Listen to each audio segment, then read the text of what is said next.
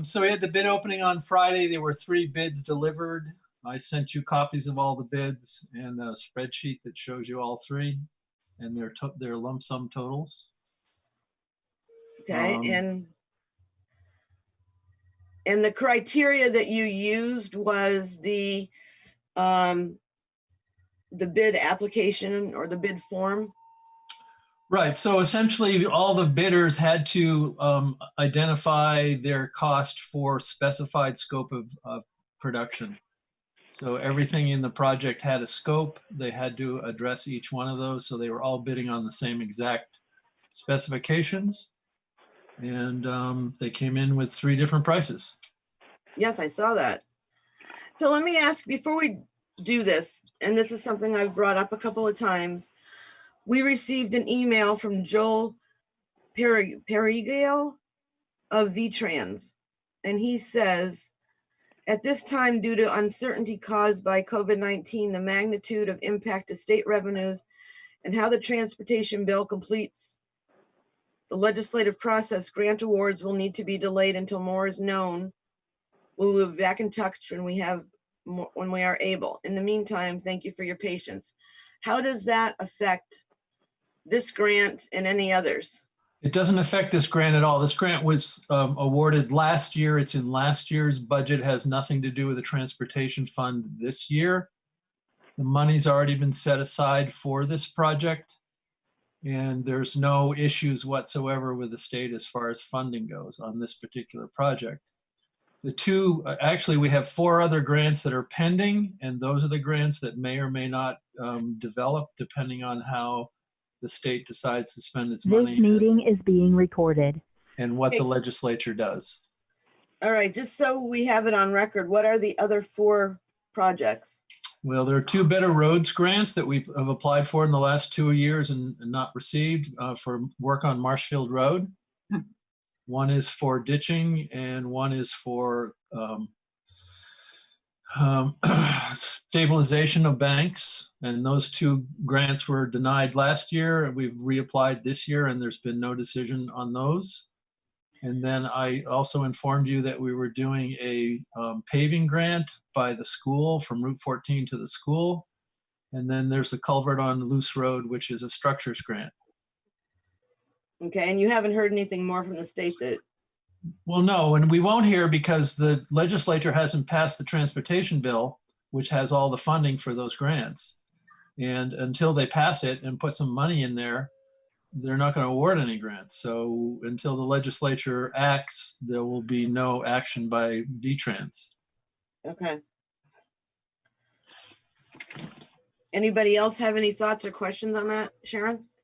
Yeah, a couple of things. One, I just barely, you might have heard the recording say, maybe only I heard it, we're recording. And so Toby, excuse me, for the recording, could you repeat the point you made about the bid openings and the criteria? And then after you say what you already said, I want to talk about the criteria for bid selection that are in the town's purchasing policy that Sandra was kind enough to circulate to us yesterday, I think.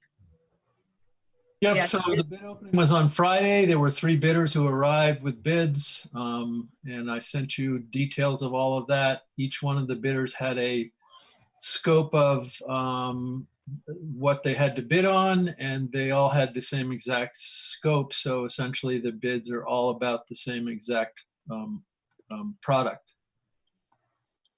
Thank you. So on page 4 of the criteria for bid selection from our purchasing policy that is in our emails and probably, I'm assuming it's on our town website. I didn't go look. I apologize for that. Yeah, no, Sharon, it is on the town website. It was something the board did back in 2015. Right. So Toby, under that policy, there are 9 criteria.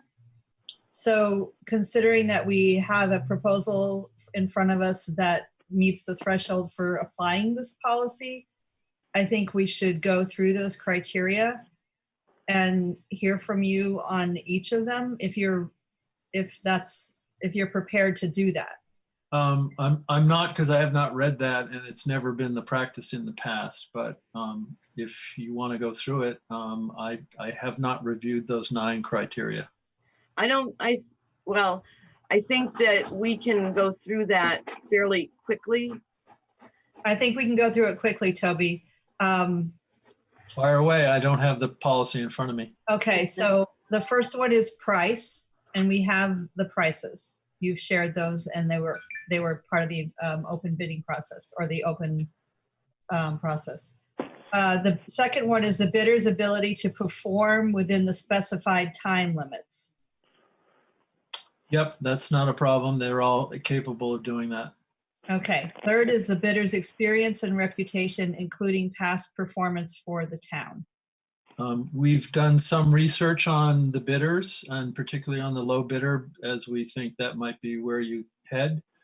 Blue Mountain Trucking is actually a pre-qualified bidder for state projects and has a track record of lots of projects that's similar to this, and I talked with Shauna Clifford, who is the VTrans District 7 coordinator, and she has no issues with Blue Mountain Trucking, and I guess they just did a project in Woodbury as well.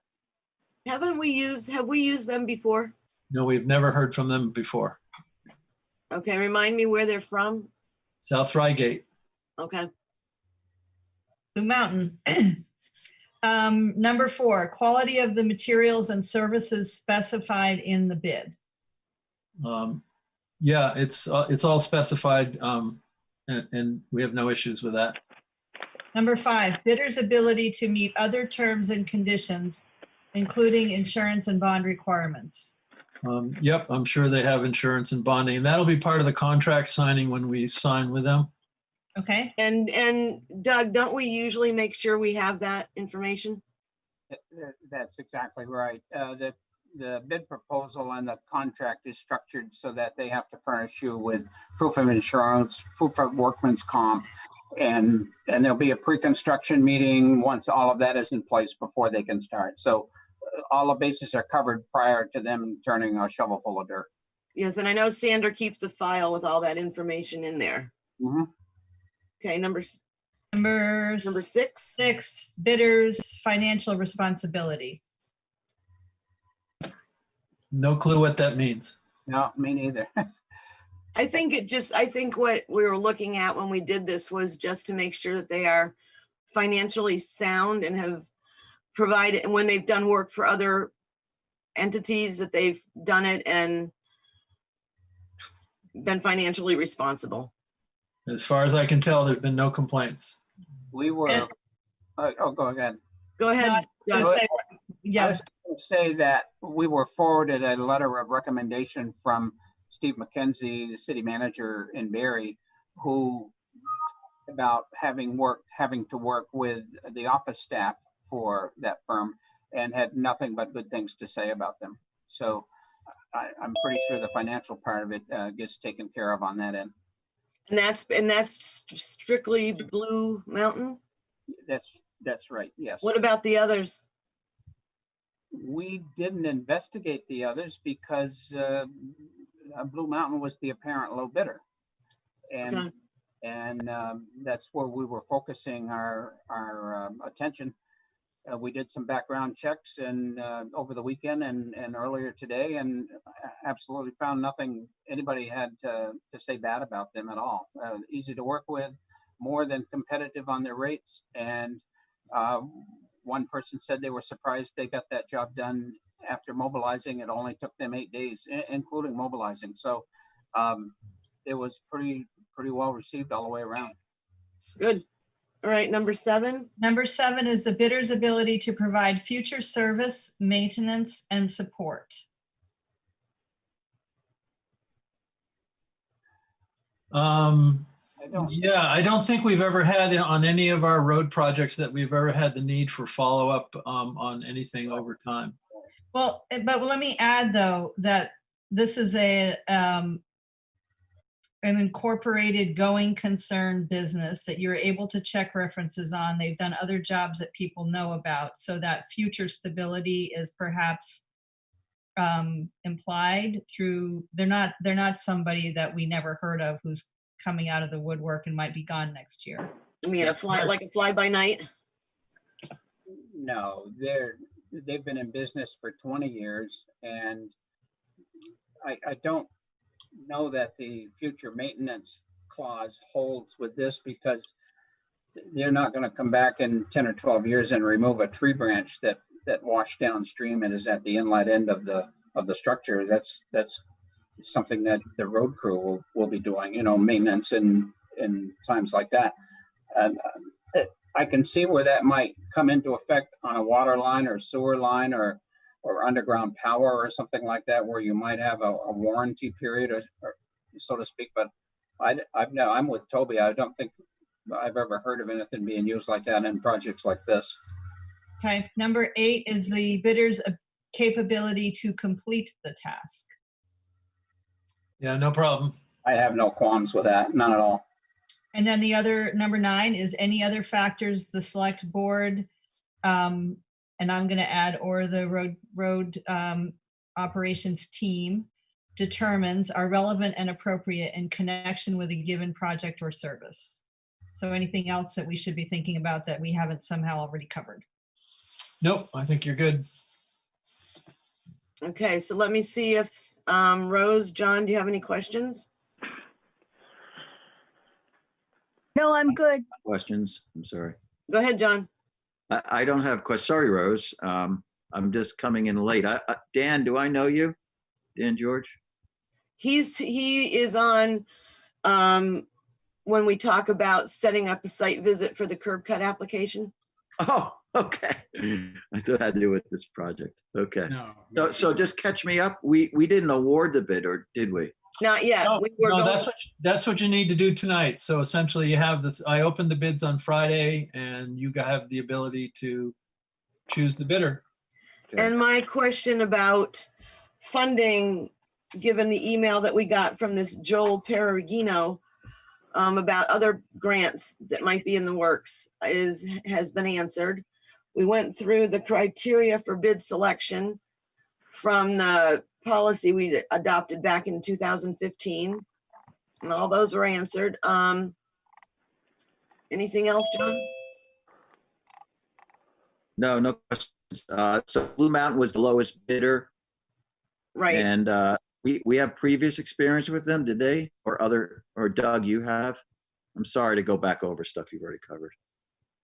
John, we've never done any business with Blue Mountain. They're in South Reigate. They've done some projects in Barry and Stowe and Randolph. Barry, and we did some checking on them, and they've been in business over 20 years and are reliable. I did talk to Shauna, our District 7 rep, and she affirmed that they're actually a pre-qualified state bidder.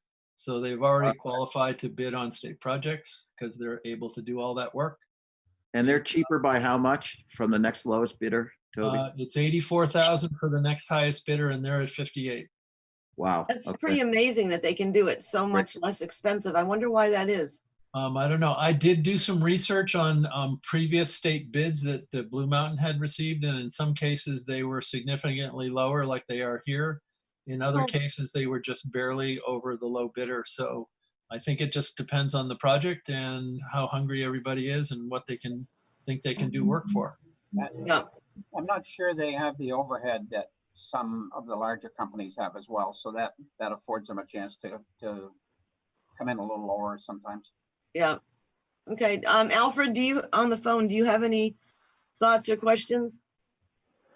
I don't know this company, but I have to look at the money, and I am going to be right there at their side, watching them, making sure they're doing it right, and making sure that we get a quality job.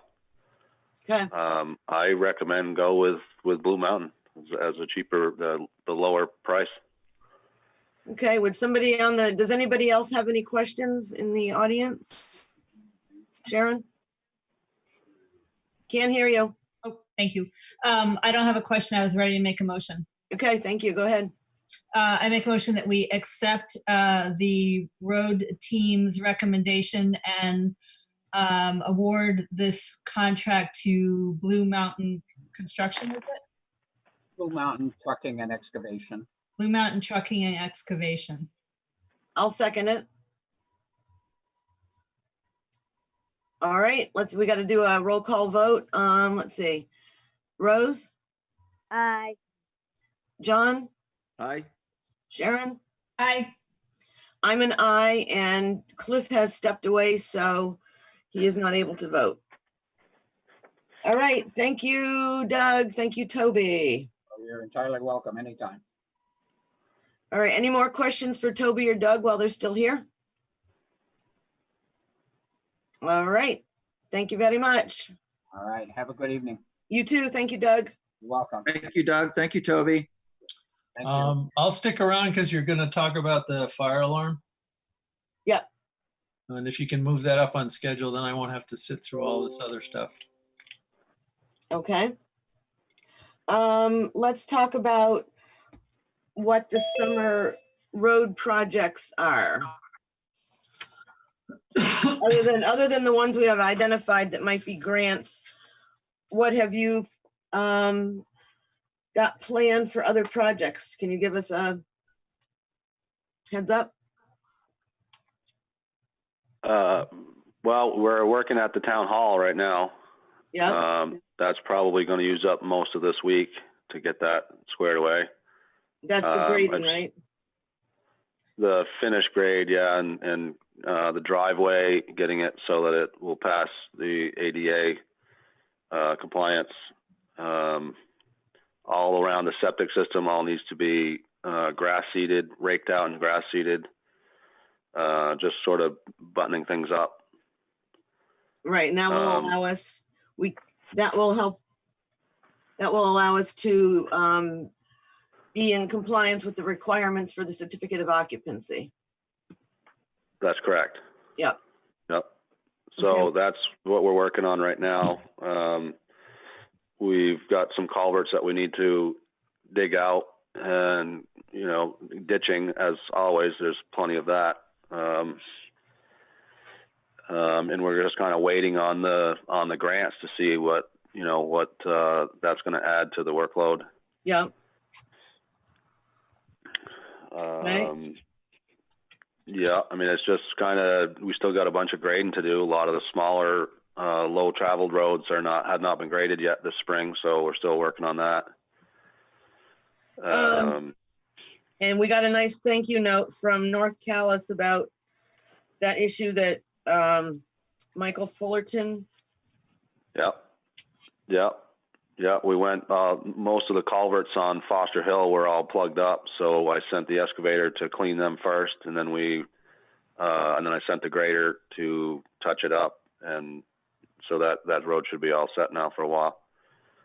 Okay. So no other major projects that the crew is going to be working on? Not major until we get caught up with the grading. You know, I really want to get those smaller roads touched up. I got a call today about Tucker Road, and I know it's bad, but I just haven't had time to get there with a grader. One of our graders is broke down right now. I got a service guy coming tomorrow morning to see if we can't get that fixed. And do we have plenty of chloride now? Because I guess we ran out. We run out a little bit, yes, but it was just because the company was so busy they couldn't deliver right when we needed it. But they have delivered, and we've got it on hand now, and so yes, we are taking care of that. Okay. And there was another question I had, and now I've lost it. Roadside mowing.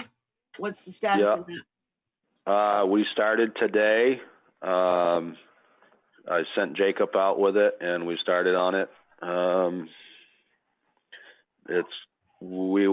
was not sure about whether those 4 roads that we were not mowing last year, if I was to mow them or not.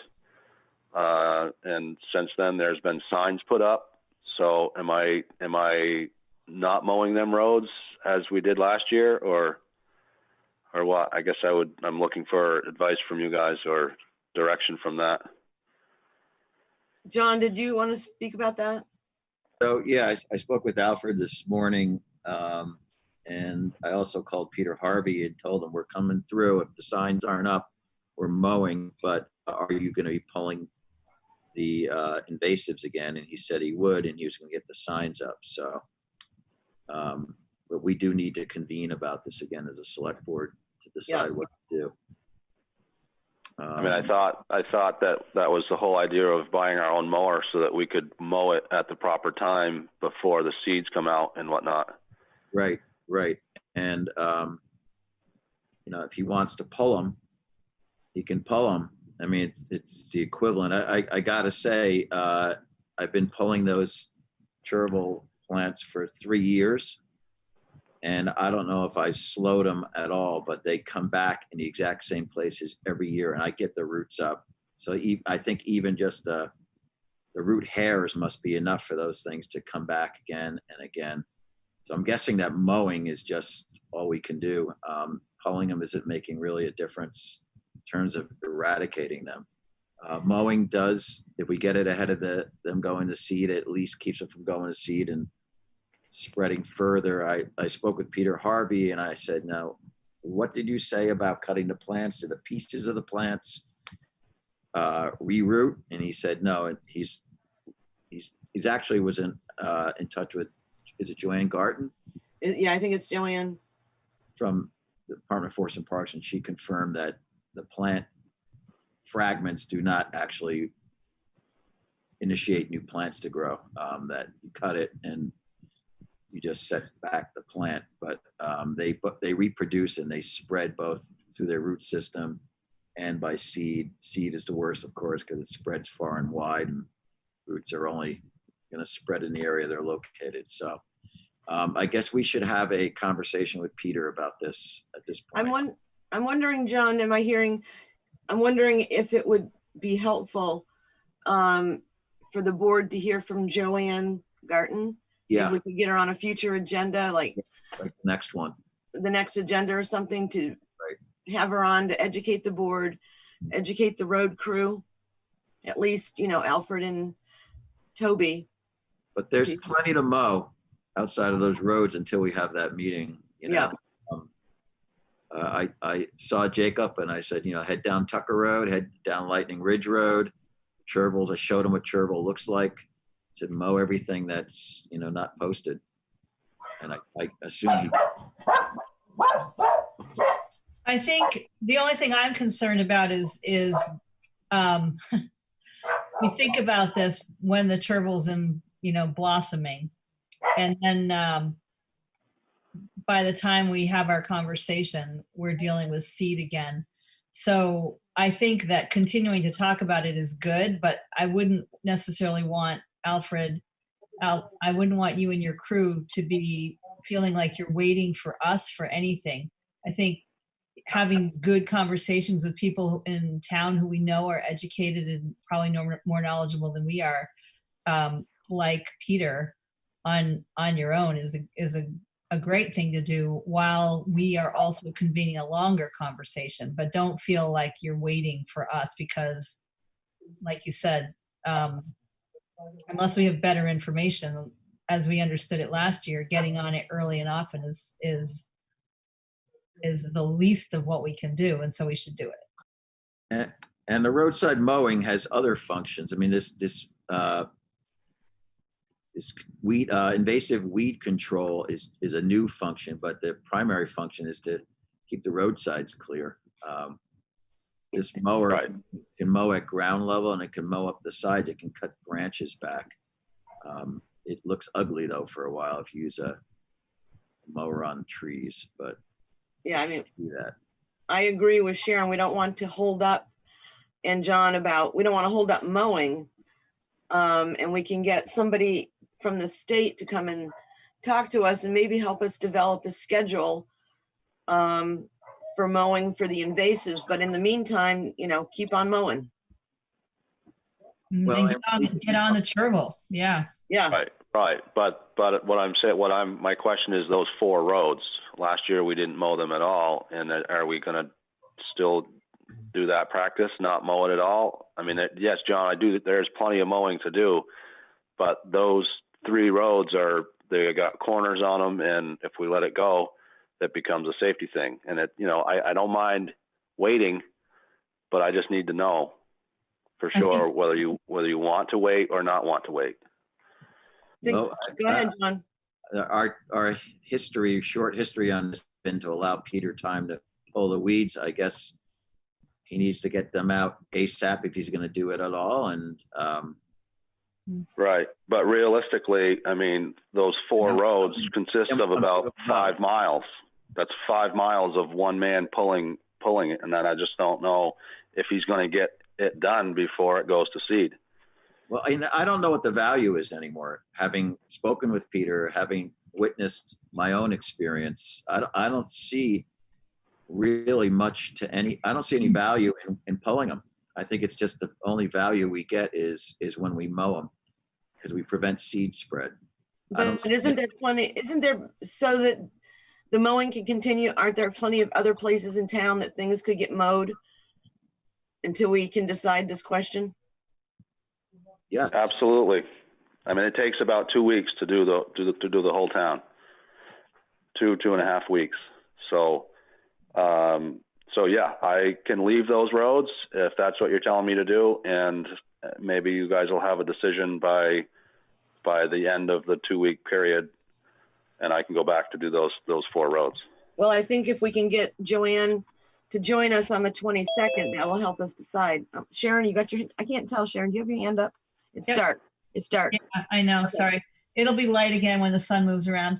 I just want to say, Alfred, if you have a chance to have a conversation with Peter, if he's out pulling turtle and you're in the neighborhood, have a good conversation with him about what his observations are, what his expectations are. Share your concerns about visibility and safety. We've talked to Peter about it a lot. I think it sounds like we're going to invite him again, but you can talk to him too. Yeah. Yeah. Communication is always good. Right.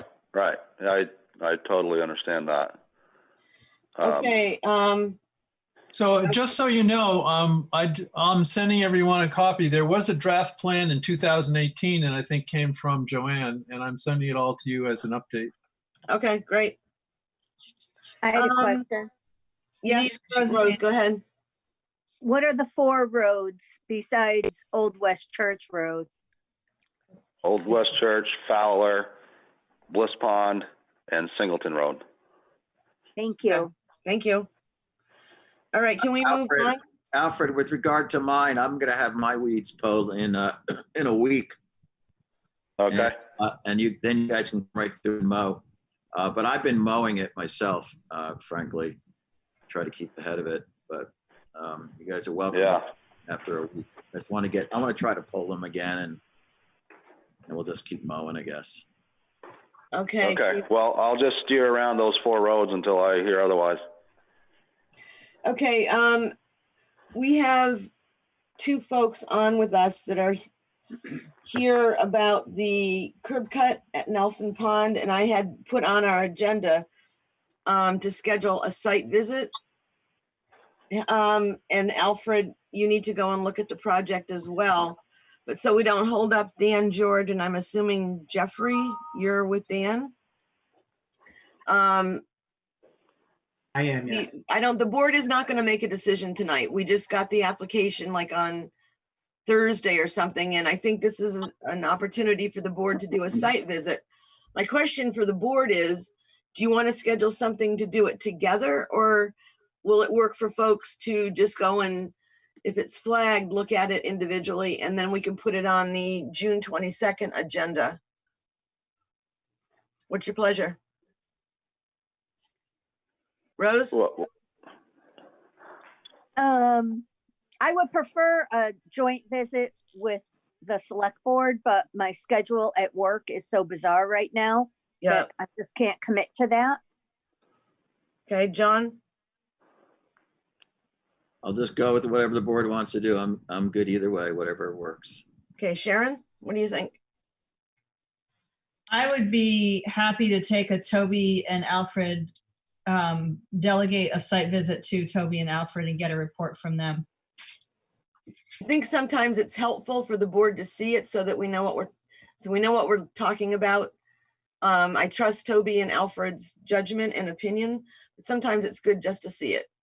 So why don't we leave it that people can, if it's flagged, just drive by and take a look.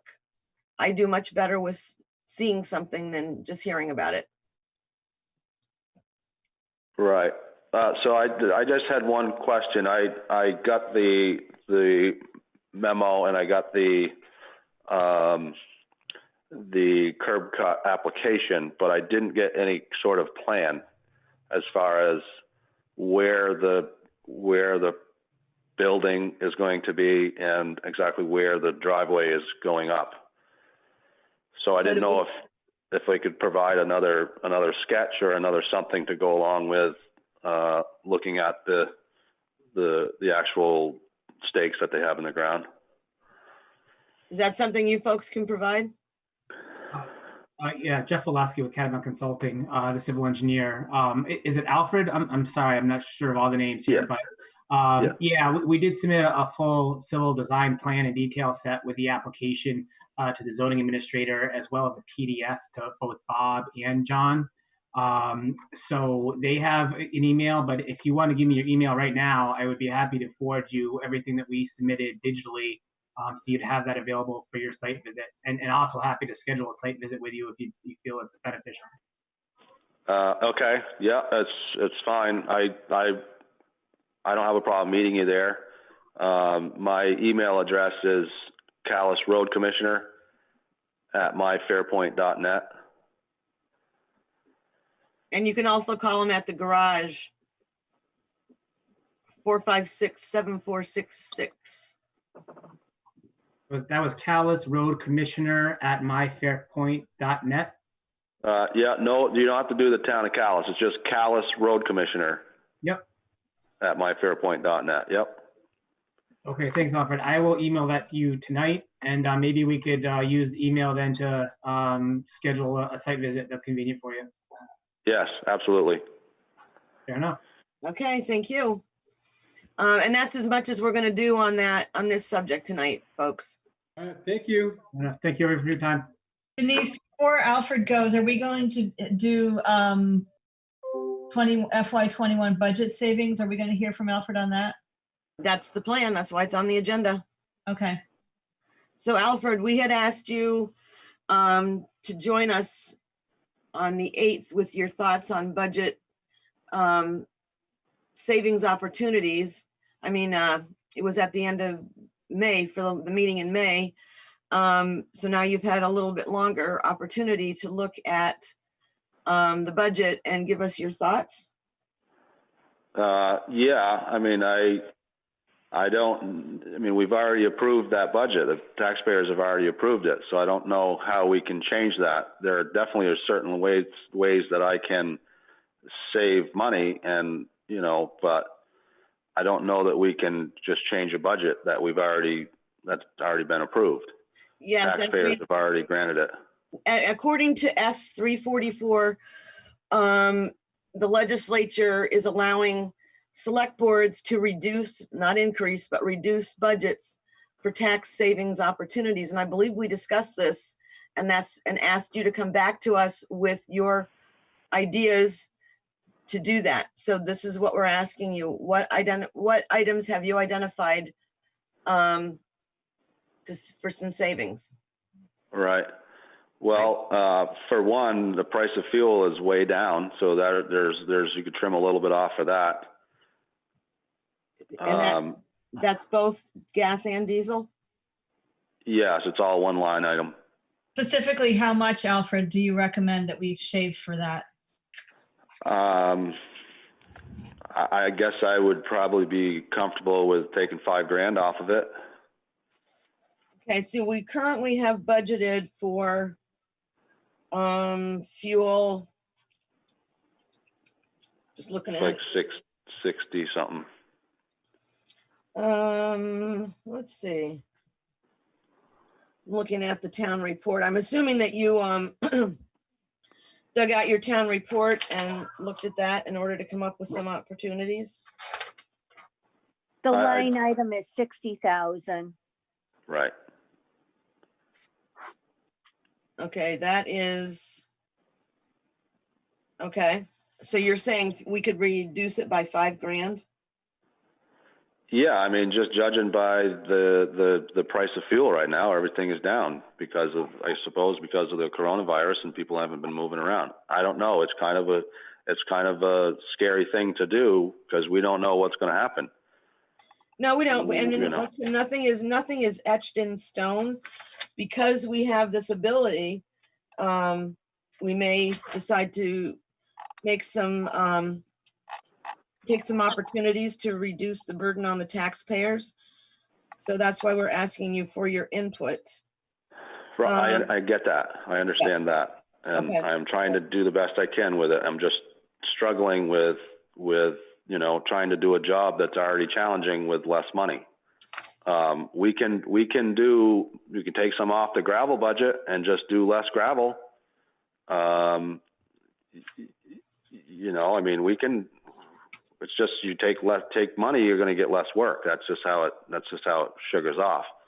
I mean, we can, winter sand is another thing that we should be thinking about. McCullough's closing their pit.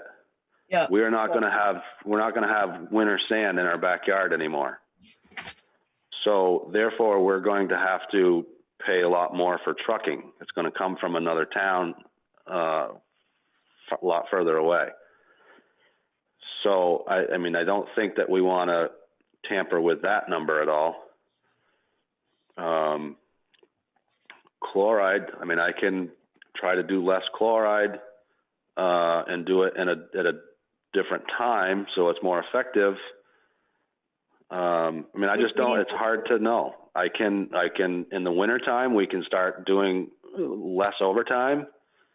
I mean, I just don't, it's hard to come up with, I mean, the budget's pretty tight as it is.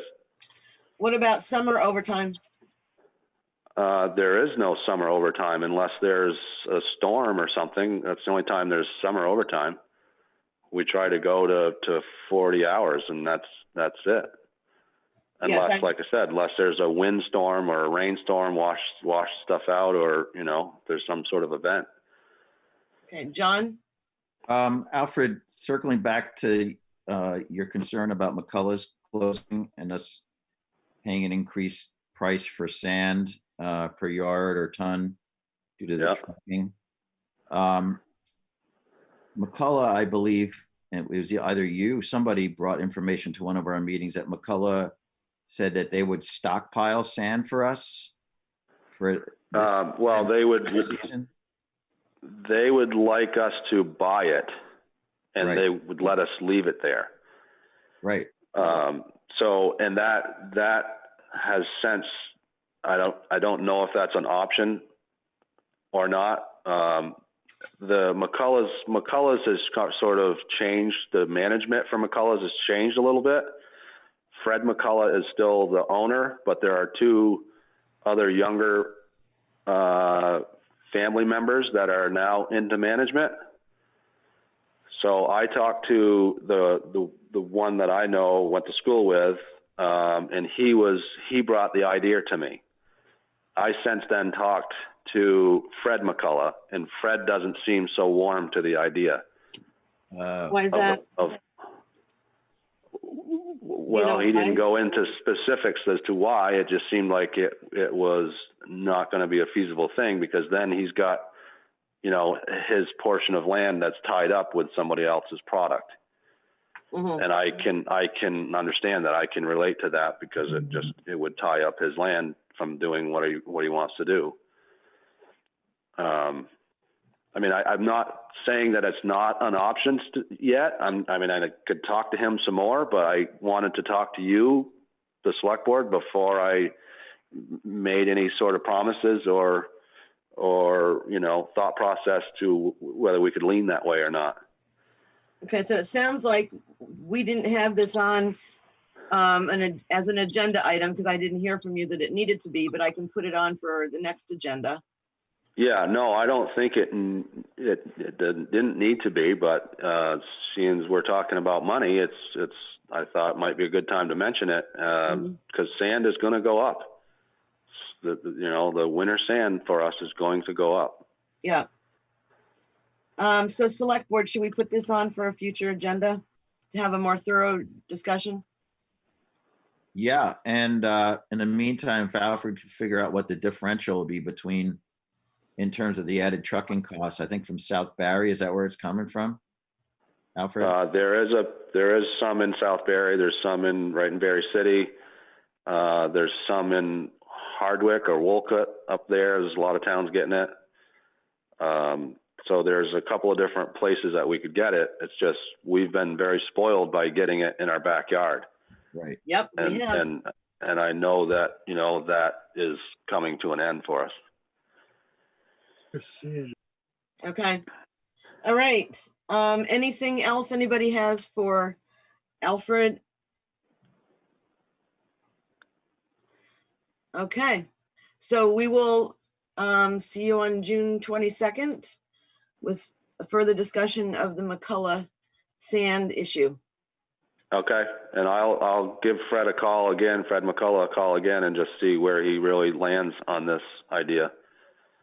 Yeah, and come back with prices, please, Alfred, for the various locations we'd be getting it from, the increases. Okay. All right, thanks. Okay. I mean, our sand is up for this year. We're all set for Right. this year, but it doesn't hurt to start. Yeah. Right. Okay. Right. All right. Okay. All right. Thank you very much. Okay. Very good. Have a good night. And I didn't realize Toby wanted to be involved in the discussion about the Seacoast security proposal. So he's asked us to move that discussion up. Does anybody have a problem with that? Or is everybody okay with that? It shouldn't take too long. Yeah, I just need to, Cliff is back and I just need to step away for a few minutes. So it seems like a really good time. All right. All right. Cliff, Toby, you want to talk to us about Seacoast security? Yeah, so thanks, Toby, for doing the research on that. At the last select board meeting, we had discussed the possibility of activating the call out feature on the alarm system at the town hall. And at the same time, we wanted to see what it would cost to put a system in over at the office, and if we could get any kind of discount from the company we contract with for alarm services at the garage. We also wondered if we might get any kind of discount on our insurance.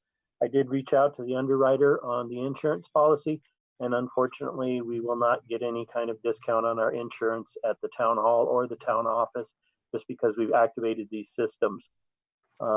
So that's what I know about it. Toby, maybe you could elaborate a little bit about the quote we have for installation of a system at the town office, and then what the monthly costs would be per building going forward.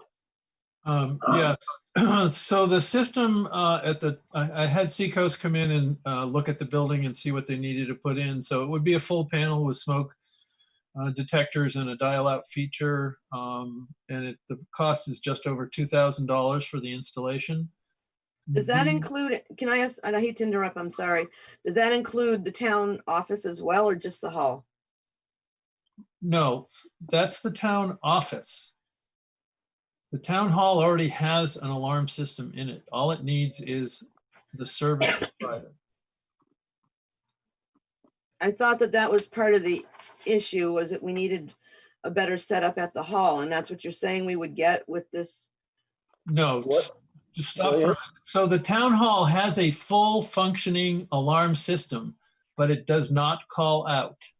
And to get it to call out, you need to have a service provider to provide that service. That's Seacoast. All they have to do is come in and hook up the phone lines and start charging you a monthly security bill for them to monitor the building. If an alarm goes off, they call me, they call the fire department, they call whoever you put on the list. Okay, so we would obviously want both fire departments to be notified. Well, it's all taken care of. It's just the way it is at the town garage right now. The town garage has security and fire, and I get called, Alfred gets called, and if it's a fire alarm, it's on the security side, and if it's a fire alarm, it goes to the Capital West Dispatch, and the fire department is dispatched. So is it $37 per month for each, the garage, the hall, and the office? So right now, I believe the town garage is 50 or more because of the security portion. But I do believe that if we add the town hall and possibly the town office, we would get a reduced rate for all three, which would be $37 a month for each one of them. Okay. The other factor is that installation of the fire alarm at the town office is eligible for a passive grant of 50%. And we can certainly apply for that. And if we get it, it's a 50% coverage of the installation cost, which would be about $1,000. That would be nice. It would be nice, but you guys have to approve that we would look into it, and I can apply for the grant. If we get the grant, we can put it in. I guess the question is, whether we get the grant or not, you have a $250,000 building that has no fire protection whatsoever. Yep, yep. And you have a 500,000 plus town hall that essentially right now has no fire protection.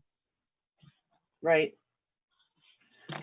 Well, so I would recommend that you engage Seacoast or whoever you choose as a vendor. If you want to choose somebody else who might have a different rate, but I would have them hook up the town hall as soon as you can and start that for just $37 a month. It doesn't cost anything for the hookup. When you were investigating options for the garage, did you talk to any other providers? I did not, because Mountain Security is the local provider. They've been here for a long time. And you mean Seacoast, you mean? Well, Seacoast is actually run, it's called Mountain View Security. It's actually a local version of Seacoast. Okay, gotcha. I guess I, for one, as one select board member, thinks it makes good sense to protect our buildings. What does anybody else think? Cliff? Yeah, I would tend to agree with you on that point, Denise. We have made a significant investment in reviving and saving the town hall, and this really seems like a minor cost to flip this switch and spend an extra $37 a month to protect that investment. As far as the system for the town office goes, I'm surprised we didn't do something like this when that building was put up. Toby, do you know if that system that they proposed has a panic button feature? I don't know. I don't know the specifics of it. Okay, because that is something that the office staff has wondered about. And if this system can be designed to include that feature, I think it's a no-brainer at that point. Can you find out, Toby? I will. Okay, John, Rose, what do you think? I think it's a great idea. Absolutely. It's worth the expense, I think, to protect our investments. Yeah. John?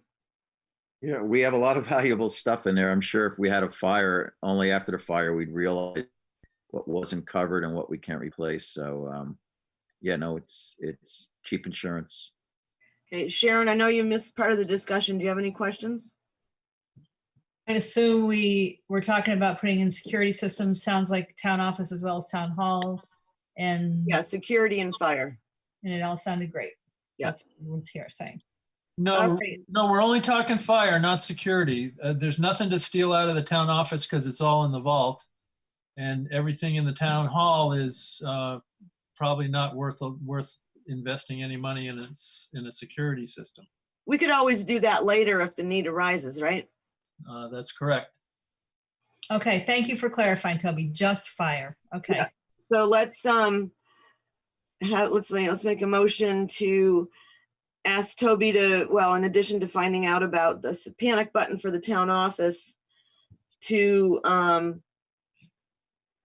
get Mountain View Security, you called it, or Seacoast Security, set up to do fire protection for the town office and the town hall. Okay. I'll second that.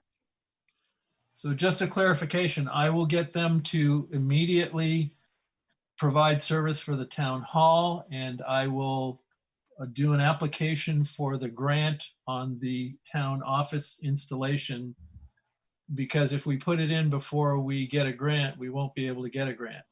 Okay, sounds like a good plan. Thank you for clarifying that. All right, Rose, I think did Rose second it? Yeah, I did. Okay, so would you like to vote? Aye. John, Aye. Sharon, Aye. Cliff, Aye, and I'm an aye. All right, great, thank you. Yep, see ya. thanks, Toby. Bye, Toby. Thank you. Yep. All right, are you ready to talk about Curtis Pond? So we had, at our last meeting, we had some discussion about the swimming access at Curtis Pond. Linda and a couple of other folks volunteered to do an ad hoc committee. I think Katie was part of it, Linda, John Rosenblum. Yeah, and Rini. And Rini, okay. So would you like to give us an update on what you discovered? Did you all get the printout that I sent to Denise? Yes, I forwarded it, and it's also in our Google folder. And did everyone get the drawing that Katie drew? So you could see where Curtis Pond and where we wanted signage and stuff? Yep. You have Cliff, do you want to call up those documents? You know, it's easier just to have them. We'll talk about them and Yeah, give me a minute and I'll see if I can pull them up here. Okay, so do you want to recap, Linda, what your group is suggesting? so this is about safety at Curtis during COVID-19. And we felt like that was something that was important. And you went ahead and said that there could be possibly an ad hoc committee. And so the four of us joined together. Not that we are completely 100% in the same, hello? Oh, there it is. Okay. Oh, interesting. Woo. Nice. Yeah, fancy, huh? That's Katie's drawing. So we were trying to think, first of all, no one's going to be able to reinforce anything. There's not a reinforced system. So how do we make something clear and get the community itself who goes to Curtis into nicely telling people you need to move this and that with the signage? So it's basically on community courtesy and signage that I'm willing to do a fundraiser for, so the town does not have to pay for the signage. And so we went down to the swimming area at different times and we looked. So as you go into the parking, you pull in and there's 2 signs there already. And we need to put another sign that basically says something like, due to COVID-19 risk, arrive, play, and leave. Now, those are actually Governor Scott's words that he is using in recreational areas. 1 hour limit suggested. I mean, this is all for if you agree to signage, you of course get informed. This is just what we came up with, okay? And please be considerate of others. So that would be as you come in, and it would make it a whole different color, and probably it would be a metal sign. Then when you go down to the swim area, which is more problematic, and you see that Katie put a nice heart there. There's 2 different ways to go in and out. But we thought because the center of that area is actually the stone steps that goes down, that would be because what we want people to be able to do is enter and exit the water safely. People who are very worried about COVID, they have to have access too. And some other people won't be as worried. But so you have to have 6-foot distance on either side of the steps. And there are 2 granite stones right on the other two sides of the steps, which will be perfect. And whether we put some paint on it or whether we would build cairns, but we'll have a sign. The idea was in front of the steps. It may have to go on the tree if we can't get it deep in, but it would be in front of the steps. That would be the best idea. And that would say, please keep 6 feet distance on each side of the steps to allow people to enter and exit the pond. People usually hang out in that area. And so instead we realized walking down to the pond from the parking lot, John measured all this. It is 6 feet apart so people can walk down the normal path and still social distance. So you would put up some kind of signage where you walk to enter on the right and exit on the left? Well, we decided not to do that because we need people to have some places that they can sit because we're taking away that from the water. And so instead we're going to have them come, do this route down through the trees and up through the trees because it's wide enough to do it. That was the idea. And therefore, on the right, well, looking at it on the right, away from the dock side, there will be enough room for people to put blankets down, as they go in the water. So we're also thinking people are going to need some place to put their stuff. We just don't want to do it where people are going in and out. We want that to stay clear. Also there would be another sign there. And then, I'll get back to the publicity on Front Porch Forum and stuff, which has to be done. But then over on the grassy side, there are 2 entrances to the pond. And that's also used for fishing too, that side, as well as swimming, because it's not just swimming. And so we realized that the first entrance as you go down is much narrower. It's about 12 feet. And so we'll put a sign there and say that this area to be used only for swimmers to safely enter and exit the pond. The other side, they can fish. There can be families with kids, but we wanted to have one spot that is sort of sacred to exit and entrance the pond. So those were the ideas of making sure that people could enter the pond. There's also going to need to be like going over the dock. People are not going to be able to sit on the dock. They're going to be able to use the dock. And there's also the float. And the float, that's where we put 1 hour limit suggested, because and it's really trusting the community that they are going to be aware of each other, and other people are going to say, hey, you know what? Everyone has to share, or you're in the way, so please move. And so that's going to have to happen at Curtis. It sounds like, but I think it can happen, because when people go, they love Curtis Pond and they love the spot. And I think that once people understood it and there's a management to it, instead of just having it open, that I think that it will get an attitude going to the environment that we are really trying to think about how to be safe and fair to everyone. I also had the idea of talking to parents of teenagers about the raft, to have them buy into it. And I know that, Katie can say what she wants and Rini can say what she wants because they're here. But those are just some of the ideas. We also found, when we were looking at Curtis, talk about mowing, there'd be a wonderful spot if you down in the far grassy end of it. It really needs to be mowed so people could put chairs there. Last year, the town crew was mowing that. Oh, they are? They did it last year. Yeah. That would be wonderful. There's a tree that was struck by lightning or something that has a branch that's really just hanging.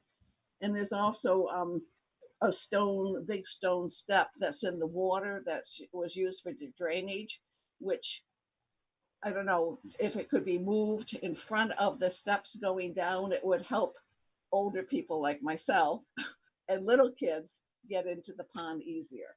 So, those are some of the things we just noticed when we were looking. So okay, I'll be, Rini, Katie, you want to say anything? Katie, Rini, you want to say anything? Maybe we can, do you need Curtis up there anymore? I don't think so, unless Rini or Renee, would you let us know if you want to speak, please? Katie? Rini? Oh, Katie?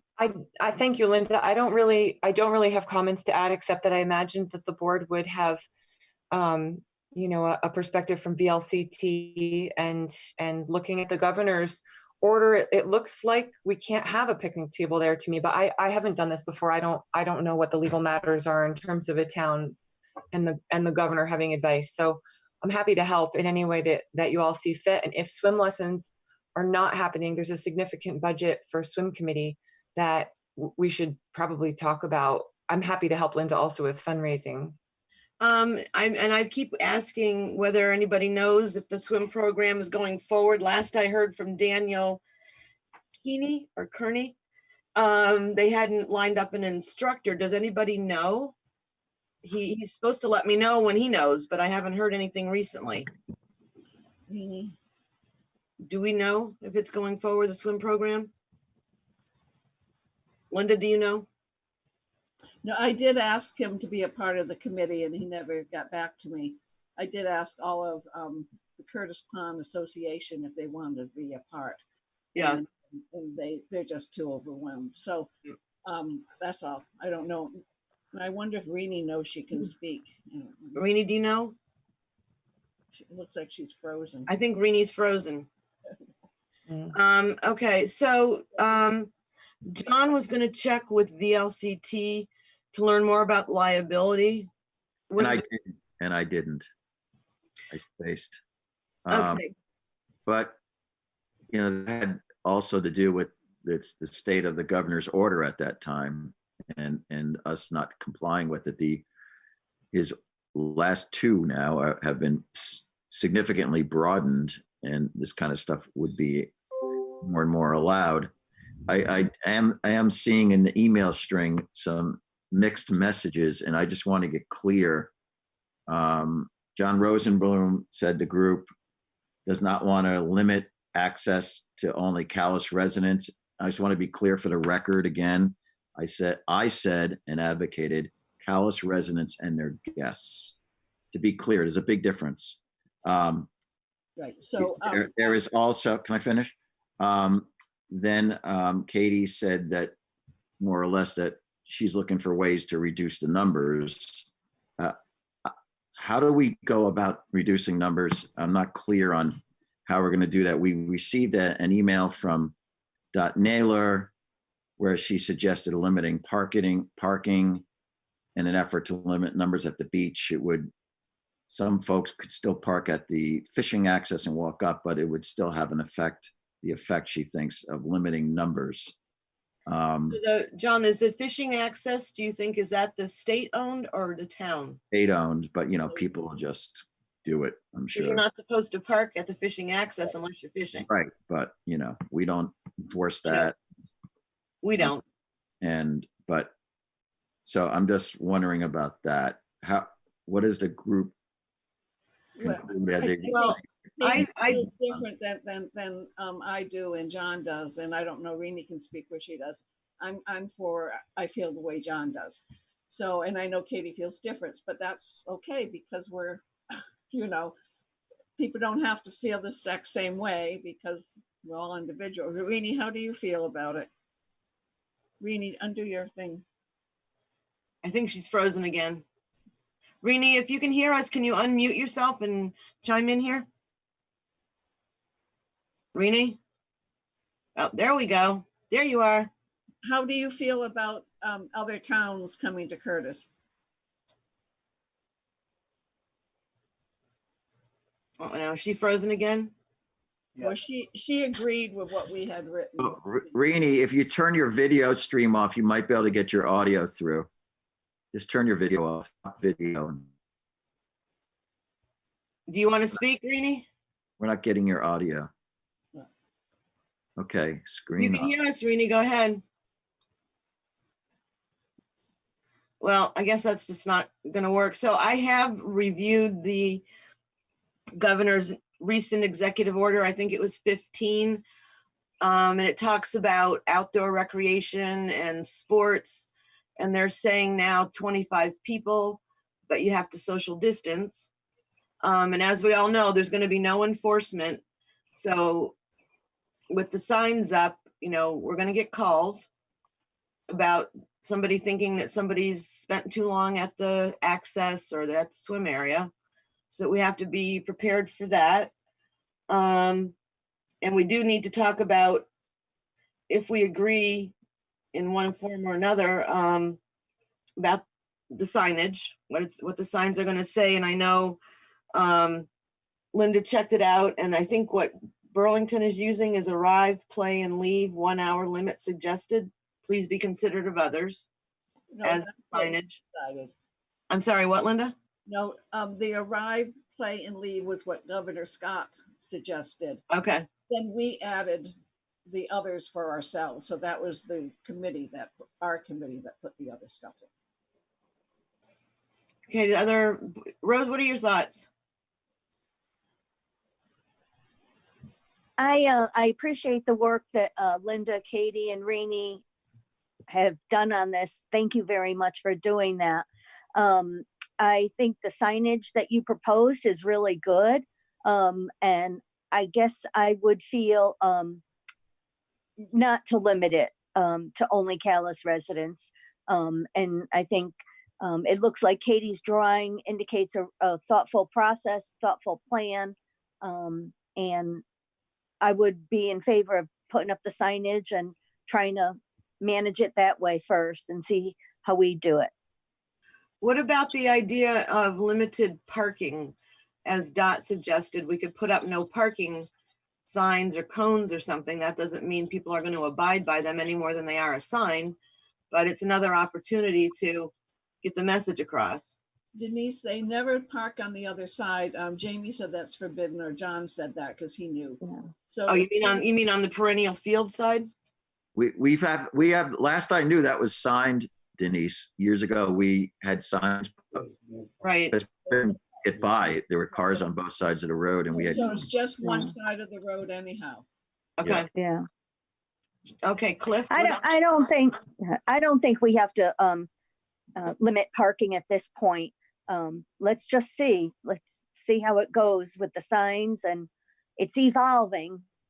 If we have an issue, then we'll have to take stronger action. Okay, Cliff, John? Oh, just, do we want to maybe not now, but at least give a thought to what the maximum capacity at any point in time should be in terms of numbers of people on the shore and in the water?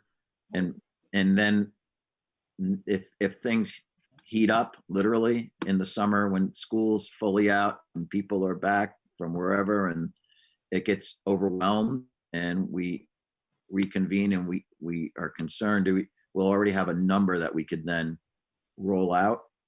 And of course, it would be an advisory one. We'd ask people to be respectful that if they count, more than X number of people, then please go back to your car and wait till you see that, the number of people that are in your group exiting from the beach.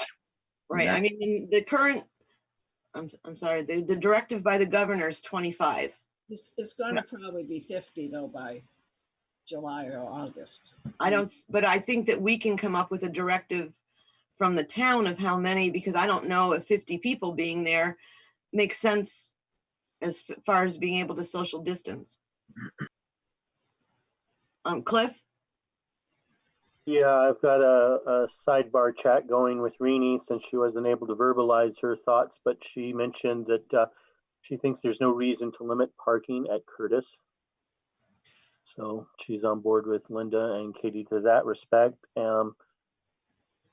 As far as the overall controlling the numbers, yeah, ultimately it's a difficult thing to do, but I would suggest that we put our own mandate out there. We could have language that says, per the current recommendations from the governor, but like you say, we don't know what 50 people look like. We don't know what 25 people necessarily would look like. I'm wondering if anyone has ideas for what an ideal number would be there that would allow people to enjoy without tripping over each other. Linda or Katie, do you have an idea how many people are there at any given time? David just is sitting in my side and he says there's never 25 people there. I don't know. In the past. Well, I'm sorry, what? I can't. August there. But are you talking about in one area, or are you talking about the grassy area and the stone step area as far as the numbers? Are you talking about the numbers for the total area or separate? I don't know, because don't they kind of spill into one another? Don't people go back and forth kind of? No. No? No? I don't think so. No? They're separate. Okay. Sharon, do you have some thoughts? I echo what Rose said. I really appreciate the folks who put a lot of time and thinking into this. Thank you for that. My only question about putting a number in is adding another expectation of something that some people think we're going to be paying attention to. And as Linda said, we don't have the ability to enforce. Yeah, we're not going to be able to enforce really any of this. It's going to be on people's goodwill. Right. So I don't know how strongly I feel either way. I don't. About my point. It's, whenever we talk about things that someone would expect us to enforce, that's what goes on in my head. Right. I don't feel strongly about it. We could start out with just the signage and not put in a number and see how things go. We can always talk about this again, see how it's going, do a check-in in July and see if, see how things are going. Well, right. If the governor is 25 now, then that applies to everything, right? Right. So we don't have to make a 25 rule because he already did. Right. That is depending on whether people, other than people like us, pay any attention to that. But I don't see a need to put something else in that we can't enforce at this point. John? Again, to make clear what I said, I don't know if I speak Chinese or something. I was suggesting that we come up with a number that the group arrive at a number, maybe a number for the step area and another number that they think is a maximum comfortable level, that the group thinks is maximum comfortable level, that if things start getting jammed up and they come back and say that to us, that it's too crowded and we need to know what to do, that they've already done the legwork and they've already got a number or a set of two numbers for one number for each area, so that then we could put an advisory, and it would be an honor system. It's not a law. It's that when people are there, they could say, hey guys, can you wait? There's a sign back there that it asks that you guys be courteous, and you have 10 guys with you, and we got a bunch of kids here. We're going to be out of here in 10 minutes. Why don't you wait? And when we're out of here, then you can repopulate or take our spots. That's what I was thinking of. And I'm not suggesting we put a number down yet. So just want to make clear again what I'm saying. That's it. Okay, thank you. So what would the board like to suggest that we authorize Linda and the group to purchase signage and have it, and we can get it installed? Maybe the road crew could install it. Oh, that would be fabulous. But where are we going to come up with the money for the signage? No. We're gonna fundraise for it. Okay, because the town has a place where we get signage from, and I think it's a pretty good. It's probably a better rate than what you would get as an individual going to someplace to get signage, because you have to get the poles, you have to get the stake things as well. Just a minute, Sharon, I see you. Thank you. Yep. So in other words, we would pay back the town then? I mean, we would go through the town, but then we'd still, I mean, I don't know. I mean, I still think it should probably be kind of a metal. Yeah. And maybe in a brighter color so it can really be Well, if we knew if swim lessons were going forward, there would be money from the swim committee money that might be able to be used for the signage. Do you want me to see if I can wait? I don't know who he is, but I'd be willing to contact him and just. I want to jump in. The place where the road crew gets signs is right in Berlin. It's in the industrial park area, like near UPS, in that neighborhood. And signs are surprisingly affordable. Denise might be right. It could be that the town would get even a better deal, but a regular Joe can get any sign you want. And they're surprisingly affordable. You can have a lot of fun with this concept of getting road signs. So I don't think you have to worry too much, Linda, Katie, the team, the swim group. They're affordable. They're affordable. And I think if we knew the name of the company, you could probably call and say that you're calling, on behalf of the town of Calais. Sharon, I'll look it up and email it to you. I've bought signs from them before. Yep. Okay, that's good. So sounds like we got a plan for the signs. We're going to keep track of usage, numbers of people. Rose has a question. Oh, sorry, Rose, I didn't see you. I think the name of the company is Always on Time Signs and Design. Yep, that's it. That's and Always my other question is, why would Linda or anybody have to do fundraising for this if the Calais swim area, that's our property and the town owns the land? Why can't it just come out of the town budget, especially since Sharon said they're pretty darn affordable? I'm fine with that. That sounds like a good plan to me. I don't really think you're gonna have time to fundraise, and it looks like the board is in favor of that. That would be one. I just wanted to make sure it happened. Yep. Yep. No, Our road crew should do the installation. They're skilled at that. They'll make sure they're straight, not cockeyed, and that no one hurts themselves with hammers and ladders and stuff.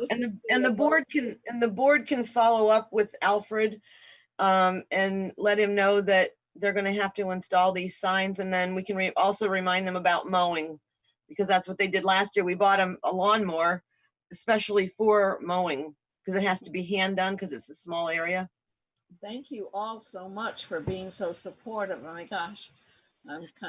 So Linda, Katie, Rini, and John Rosenblum, thank you so much. You guys did turn this around really, really quick. Thank you very much. What I do want to ask a question, because I do want to get some PR out about it. So I want to know where you feel like that's fine to do it. Like Front Porch Forum is one. Yeah. Co-op would be another. Should I even put it in the bridge? I mean, what I want to know is how far do you, I mean, just about this is what we're expecting, and it's going to follow sort of if you're approved of that, what it says in here, so I won't, but I think people ought to know that Curtis is different, and it's going to be managed, and you're part of it. If you come, you're going to be a part of that community spirit. Put it in other town Front Porch Forums too, Linda. Yeah, can you get, a lot of times there's the, if you know somebody in another town, they can post it, like somebody in Worcester, I bet could post it. And I would post it at Maple Corner store, Adamat Co-op, the Front Porch Forums. We can put it on the town website. Good, okay.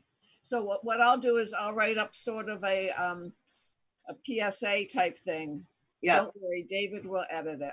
Yeah. That's good. All right. So does the board feel like we need to vote on this? I think we should. Yeah. Taking an action. So let's have a motion to approve the ad hoc committee's recommendations. Ask them to get signage, have it billed to the town. and The anything road else? crew put it up. And the road crew to install the signage. Anything else to add to the motion? And do you like what we've said about how the wordage? Do you want to look at the wordage before I send it to the sign place? I thought the wordage was fine. Okay, that's what I wanted to know. Okay. Is there a second to the motion? I'll second. Okay, any further discussion, comments? And thank you so much again. This was record time. Thank you. Yeah. Further discussion, Linda, you may just want to have a chat with the sign company because they'll tell you how many words and how many letters and what the pricing is based on the size of the sign. I may go up there, John, knowing, I mean, is there some place that you can walk in and talk to them? I've never been. Sharon sounds like. Sharon's saying yes. Then I'll probably go up there. Yeah, and you may want to pick a nice bright color. Like yellow. All right, is the board ready to vote? Rose? Aye. Cliff? Aye. John? Aye. Sharon? Aye. And I'm an aye. Okay, Thank you. thank you so much.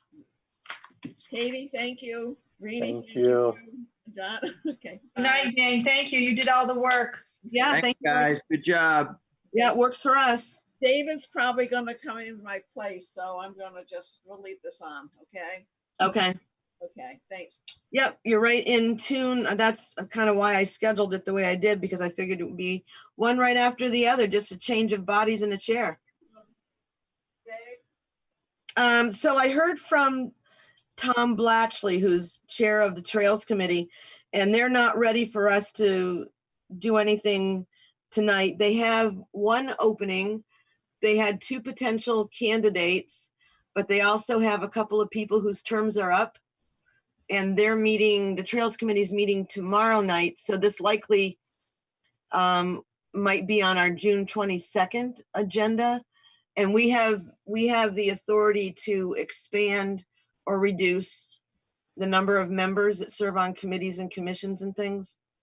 So that might, if they end up having 2 people and they only have 1 seat, we could expand the Trails Committee.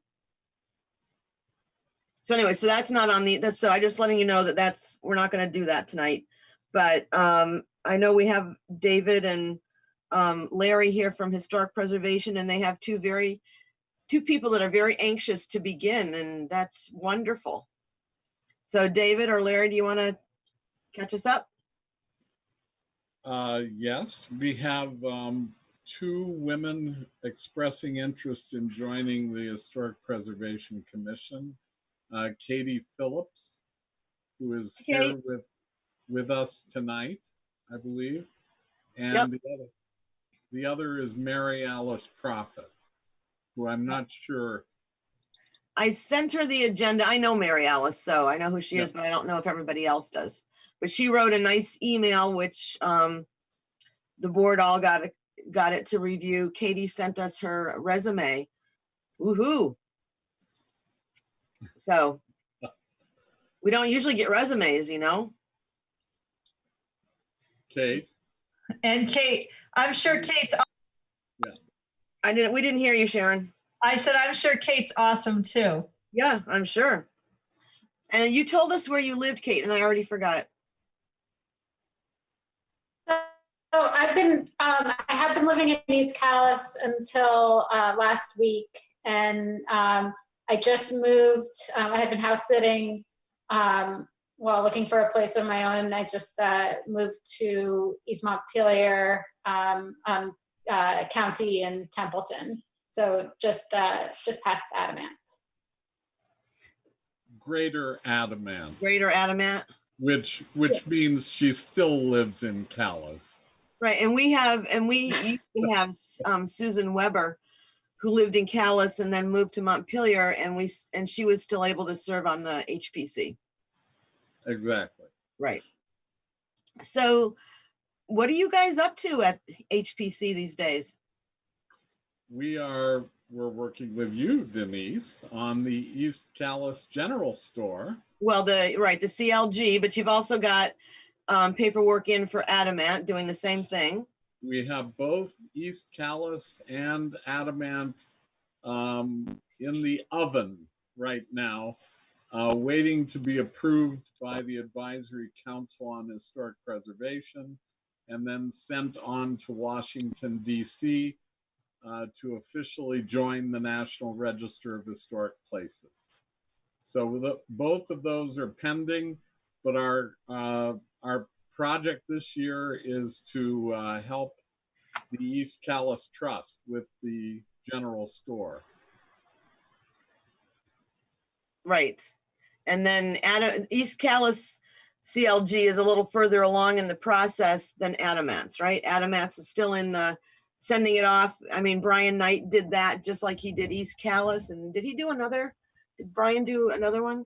He did both of those. Yeah, he writes. He should be a writer. He writes so beautifully. Doesn't he? Yes. Yeah, they're fabulous documents. So we're very lucky. And that means that only Maple Corner, among all the hamlets in Calais, will remain not on the National Register. And that would be probably our next project next year.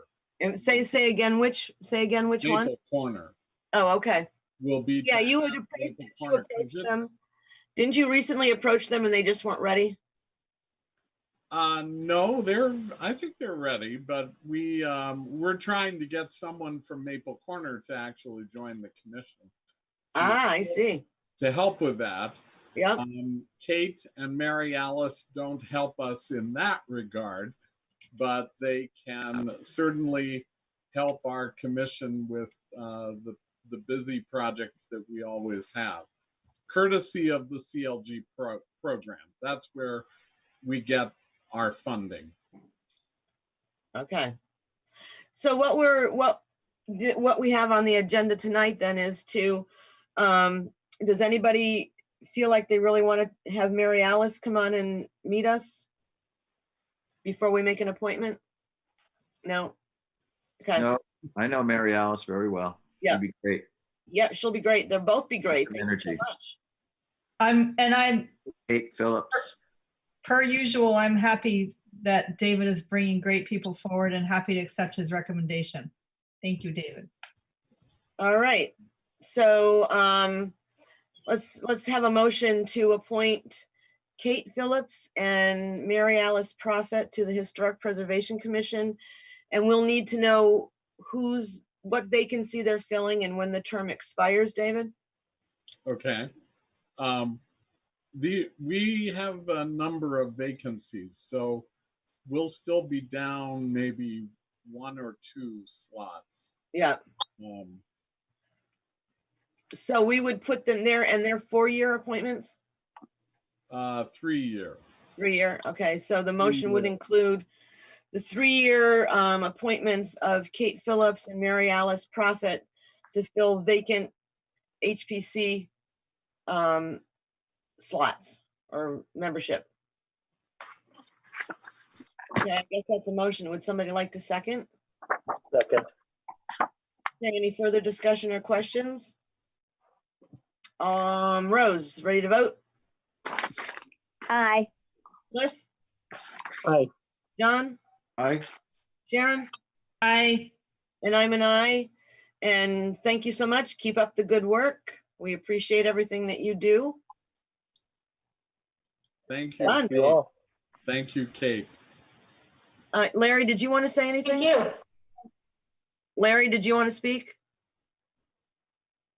Absolutely not. Absolutely not. Thank you. Thank you. Well You said, guys- Larry. You guys do such fun things. All right. Moving along on the agenda. We talked about a couple of these things out of order, given who was on first thing on the meeting. So we have a resolution that we've been asked to review, and it's from the League of Cities and Towns, but it is something that they're doing nationwide in addition to doing it in Vermont. Did everybody have a chance to read it?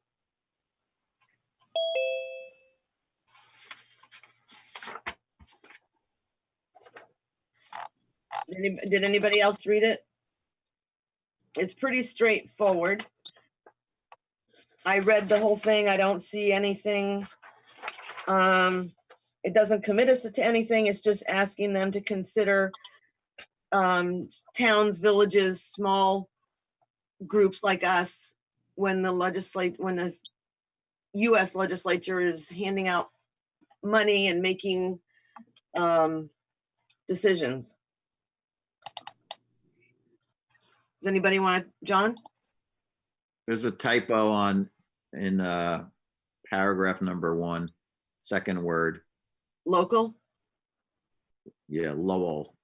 Yeah, they sent out a corrected version Okay. and corrected it. You see up there? Rebuild local. Is that what you were talking about, John? Rebuild, I don't see rebuild. Vermont local officials, I see. The second sentence down, it said, I don't know if you can see my pointer. Oh, I'm looking at mine. Okay, where are you? Where were you seeing the typo? Because they said they fixed. Paragraph number 1, resolved that. Number 1 is a number, it's numbered. It's still there. Typo's still there. Vermont Lowell. Way officials. down, Denise. There you go. Yep. Okay, got it. Not how you spell Lowell. Lowell spelled Lowell. And do they have wind turbines? Yes, they do. Okay, so I will make a correction on this. It's looking for us all to sign the resolution. So we'd have to leave it at the town office and everybody stop by and sign it. Sure, it's fine. Say what? That's fine. If it's ready, but I'm not leaving as early as I thought. I'm going to be here tomorrow, so if it's there tomorrow, I can sign it. Okay, I'll Otherwise, try to I'll get it sign down. until next week or something. I can try to get it down there tomorrow morning, Okay. but we need to first have a motion agreeing that we agree with the resolution and signing it. Somebody like to make that motion? All right, So I guess moved. I'll make, John moved, I'll second. Cliff Further- moved, Is there not me. further discussion? Cliff. Cliff moved, Katie. Oh, Cliff, I thought it was you, John. John was moved by my motion. Yeah. Okay. Rose, you ready to vote? Yep. Aye. Okay, John, Aye. Cliff, Aye. Sharon, Aye. and I'm an aye. All right, try to get this down to the office tomorrow morning for signature. I'll put it in a used envelope, a used manila envelope, select board for signature. Right, it'll be right there in the. Right there on that little table. Is that good? Okay. Next up, we talked with Chance at our last select board meeting about the contract for Woodbury Fire Department. And we asked a couple of questions and he sent us some spreadsheets. So what's the board's pleasure at this point? Do you have further questions for Chance? There were some issues, raised. We definitely support and want to support our fire departments. We asked about, the dollar amount, and whether there was any opportunity to reduce any of the spending. And Chance wrote back to us. Did everybody look at that information? Mhm. Yes. Sharon, did you look at it? John? At it. Do we have any more questions for Chance? Hi, Chance. Thanks for joining us. Can you hear us? Yes, I can hear you. How you doing tonight? Good. You? We've been busy lately. Really?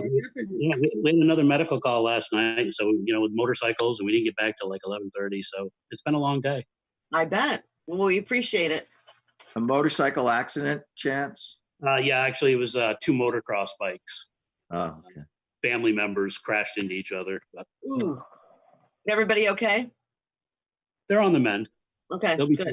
sore for a bit, but they're good. Yeah. All right, does anybody have any further thoughts, comments, questions? Are you ready to approve the contract? And we made the change of payment so that it works out with our collection of taxes and stuff. Remember last year we had a minor blip? So thank you for the answer to the questions we had. So I'm gonna just pull that document up. So when we sign this, are we removing the ability to keep that allocation, I guess is the right word, to Woodbury Fire Department in the mix when we look at our overall budget situation? Yep. We are. The answer to that question is yes. I would say so. If we sign the contract, that means we signed the contract. Right. I agree with that. I feel like we need to wait. We can't piecemeal take things off the table until we've really had the budget discussion. This agreement is effective on July 1. We could continue to wait and review it again on the 22nd, if everybody's more comfortable with doing that. What do other folks think, John? Let's wait till 22nd, although I do support signing it at this point. Unless we hear something new. Rose? I agree with John. Cliff? Yeah, I'm in the same boat. I support this, but we owe it to ourselves and to the town to make sure that we look at under every stone. So I would say to continue discussion on the 22nd. Okay. Well, but that I think what we're saying is the conversation we're going to have on the 22nd is the budget conversation. Well, it's on there to talk about further review and discussion of the FY21 budget. Tonight. So we could make a little bit of progress tonight, I'm not sure. But we can definitely wait and take it up on the 22nd. The contract doesn't start till July 1st. Sorry, Chance. No, that's fine. I need to bill you guys because we do need to be paid on July 1st when the contract, or if it starts. So how would you like me to proceed with billing for the July 1st so that we get paid? I don't know that there's anything for you to full amount at this point. And if there's anything changed, we'll amend the bill, but I don't know where we're going to be.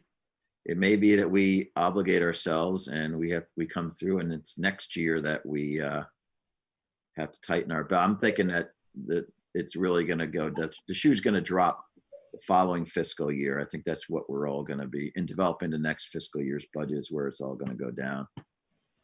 Well, the FY21 budget starts July 1st. And that's where I think taxpayers are going to have a problem when we send out the tax bills. So this is something that the board has been looking at and thinking about for several, well, at least over several months now. Right. And I think also, I'm not totally clear on what is eligible and what is not in terms of those federal billion, the $1.7 billion or whatever that's coming from the feds in terms of reimbursement for losses associated with COVID. I know that's the general category of what is eligible, and I don't know what the trickle down is going to be from the legislature to assist towns. If we have a problem in Calais, that means pretty much every other town is going to have a problem except maybe Woodstock and Charlotte. But I would expect that there'll be some assistance or at least some triage approach coming from the higher up than town government. So that's what I'm banking on. I don't think the whole town's going to go down the river yet. And I think that's part of the reason for the resolution was to impress upon our state legislators and Congress, because who knows, as John mentioned, maybe there'll be some money trickling down that can help support fire departments and ambulance services. Well, they're looking at a $600 million shortfall at the state level. Oh my gosh. Across state government. That's education fund, that's transportation, it's general fund. But that's 600 million. And if we get 1.7 billion, that leaves a lot to be dispersed among the towns, right? 1.1 billion. So, sounds like a lot of money. yeah, it's almost like real money. But so I'm not that worried yet. I expect this is a national problem, not just here. So they're gonna have to figure it out. Yep. So we'll take this up again on the 22nd as we're looking at our budget, which we'll do some of that tonight, I'm hoping. So stay tuned, but just know, Chance, that we all very much support and appreciate the fire department and everything you do. Right. So, okay. But my question was, how do you want me to submit the bill? Do you want me to just submit the bill like I normally would? So it's there. So you guys, because if you guys decide to approve the contract. Yeah. Okay. Perfect. Thank you. Yep. And we'll just ask Sandra, because it doesn't get paid till after July 1 anyways. We'll just ask her to hold on to it until we make a decision. Yeah, get that to us ASAP so we have something to vote on for the 22nd, Chance. Okay, so just the billing for the first quarter like I normally would do. Right. Yeah. We have the contract that we need to vote on to sign. Yep. Perfect. I will get that to you. Thank you. Okay. Thank you. Have a great night, guys. Thanks for joining us. Thanks, Chance. Take care. Good night.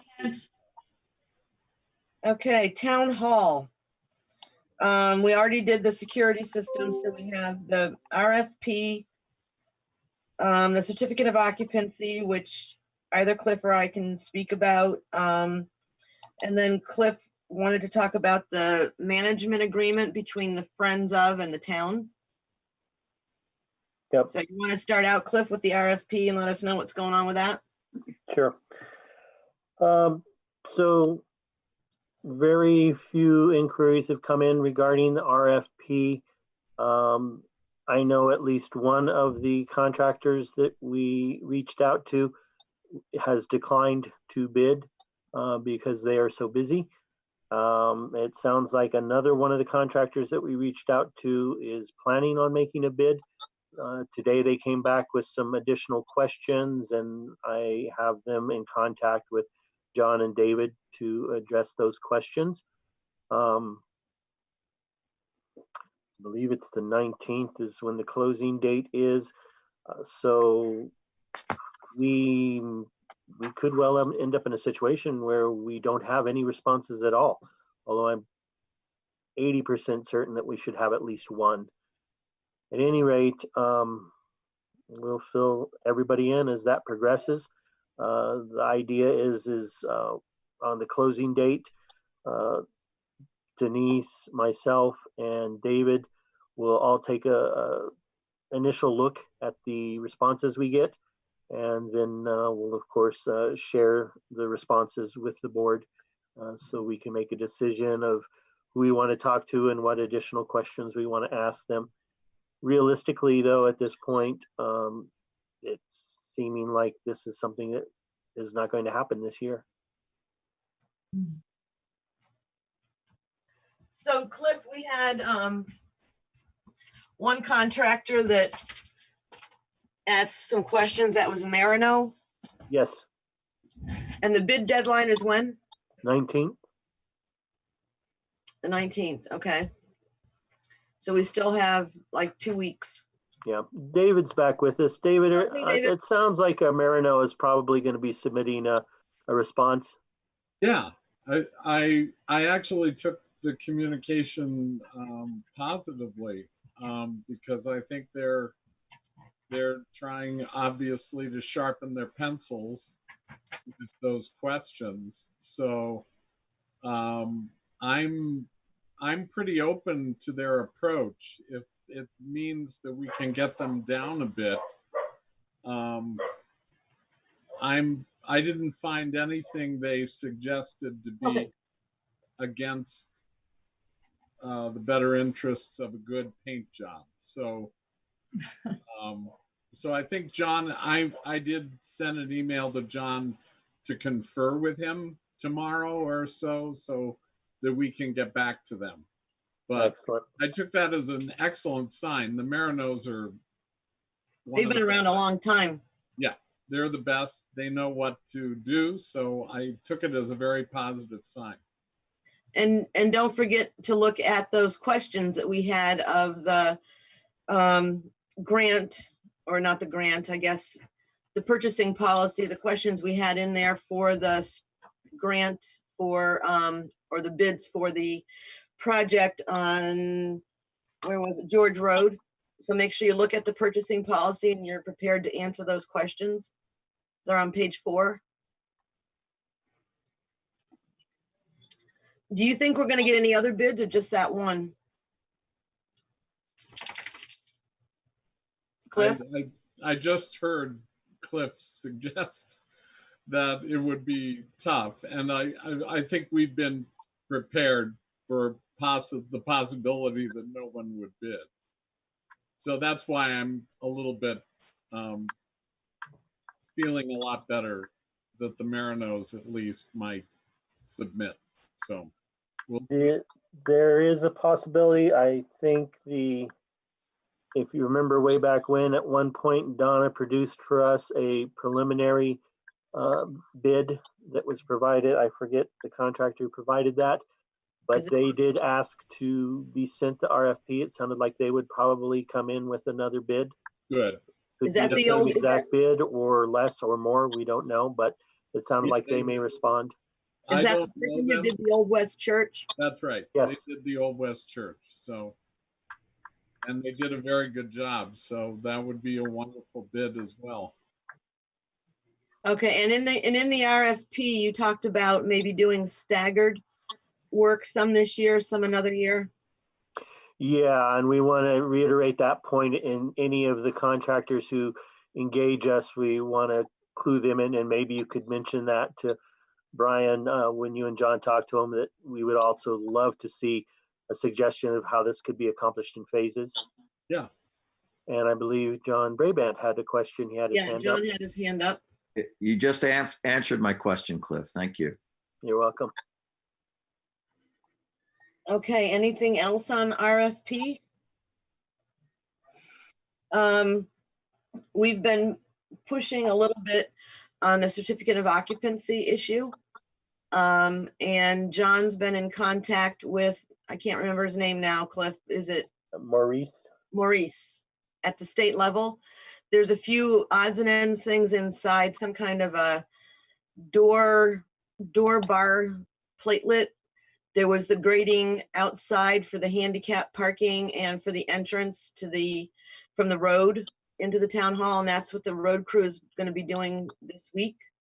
So we're hoping that maybe we can get somebody in there. Is it the week of the 15th, maybe, Cliff or David?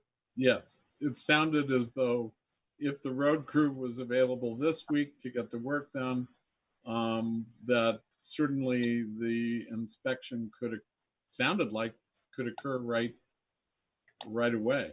So Yeah, well, John ordered some signage that we have to have, some exit signs, ADA accessible kind of signs. Dan Cowan has done the electrical work, except for a couple of minor things that don't affect the certificate of occupancy inspection. So that's my understanding of where that's at. I drove by the town hall earlier today and some of the road crew equipment was there, so they have started that work. Great. And John felt that the punch list was short enough that it could be accomplished this week, assuming the road crew do their part. And if that's the case, we should be able to get an inspection scheduled for next week. Good, great. Any questions on the certificate of occupancy and what has to happen from the board? No. Okay. Okay, management agreement. We have a draft of the management agreement. We're just doing a final eyes on to do the final proof before I send it to you. I'll send it to everyone on the select board in the morning and encourage you to please take a look at it and bring your questions back at our next meeting on the 22nd. In addition to the management agreement, there is a document we're calling the general terms and conditions for rental. It is not the rental agreement per se, but it's basically thoughts that we have as to what should be comprised in the rental agreement. We will ultimately create a separate document that will require signature of anyone who's interested in renting out the hall, and we'll present that at a later date. But we thought in conjunction with the management agreement, it made sense to share with the board an overview of what we thought terms and conditions should be included in that rental agreement once we finalize it. Sounds good. Thank you, guys. I know that you put a lot of time and work into coming up with this document, so we appreciate it. Yeah, thank you, Cliff. Thank you, David. And thanks to all. It's been a long process, but you know, despite everything else that's going on, we should be really happy that we are where we are at with this building. Yeah. And when you think back to when it started and all of the things we've gone through to get here, it's something we should all be happy about. We should be very proud, very proud. Indeed. Thank you. Okay. Are you ready to move on to talk about FY21 budget? Okay. So I sent you kind of just my chicken scratches ideas about that, and I think Katie or Cliff put it in the folder. We talked about, would we be looking at a overall 3%, 5%? You saw the note from Sandra, you know, about thinking really hard about what we're doing and as we move forward. She sent an email out earlier today that she sent to everybody. Yeah. So we had also put together a little, or I put together a little spreadsheet with the items that we had talked about a few weeks ago. So I think we need to have the general discussion. Are we committed to making some changes in the budget? And if we are we thinking 3%, 5%? We could think about just the reserve funds. So let's have a discussion. What do folks think? Sharon? Sorry. Do we know? Oh, never mind. I think I just answered my question, but let me play it out. I was about to ask whether we can only do this once or whether we can revisit, but I think it falls to the fact that we set the budget and then the tax rate follows, and then we start billing taxpayers. And if we get it wrong, oh wow, we can't revisit it based on. And it expires January 2021. Okay. So the window is the opportunity is very small. Okay. But you're right, Sharon, that if we make these changes, then the tax bill, we set the tax rate based on whatever the budget is. And if the bills go out, then that's it. Our opportunity is done. Cliff, is that little document that Denise did from a few weeks ago in our folder? It was, I think it might have been in last meeting's folder. Checking. Yeah. It's not in this folder. I know that because I looked. I hate that you have to open a new tab to go to the drive without losing the email. Yep. So you have to go up to 2020 at the top. So I'm looking at the 26. I think it's in there. It was wasn't it Excel, Denise? Yeah, I did it in Excel. So I'm gonna look at 2 meetings ago. Or maybe 531. No, not 531. It would have been the meeting before May 26th, which would have been what, the 13th or something? The 11th, 11th. The 11th. Yeah, it might have been in the 11th. not there. I'm looking for something green. Is it green? It is green, right, Cliff? Excel is Yes. green. Yes. Do you want me to quickly email it to all of you? I'm not finding it in any of the folders. If I can figure out how to exit, okay, exit full screen. I can go into, I have it called up in Excel. I can just close it and email it to you. And I just printed off your work from today. My chicken scratches?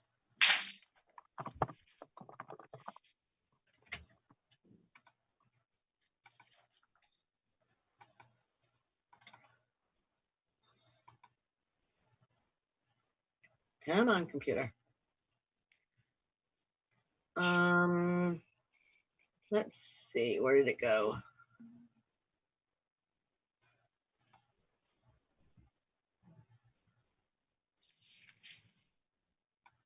I just had it. Where did it go? Oh, here it is. I found it, Denise. I'll share it. Oh, okay.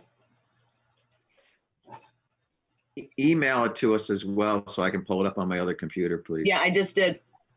Okay. Those numbers are just ones we came up with off the top of our head without thinking about, do we do an overall 3%? Do we do an overall 5%? Do we do anything? Those were just, when we were talking, I was making notes, and that's where those figures came from. Yeah, I think that's useful though.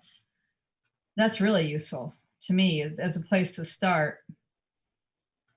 And, you know, some of the funds, you know, maybe we cut them a little bit more, but Sandra's email, and I didn't figure out based on this little spreadsheet or my chicken scratches, how much of an actual overall effect it would have, because she had a whole calculation of how you figure out how much it would reduce a tax rate depending on the calculation. So if we come up with something, we can just ask Sandra to give us an estimate of what the tax rate change or what the tax rate might be based on that.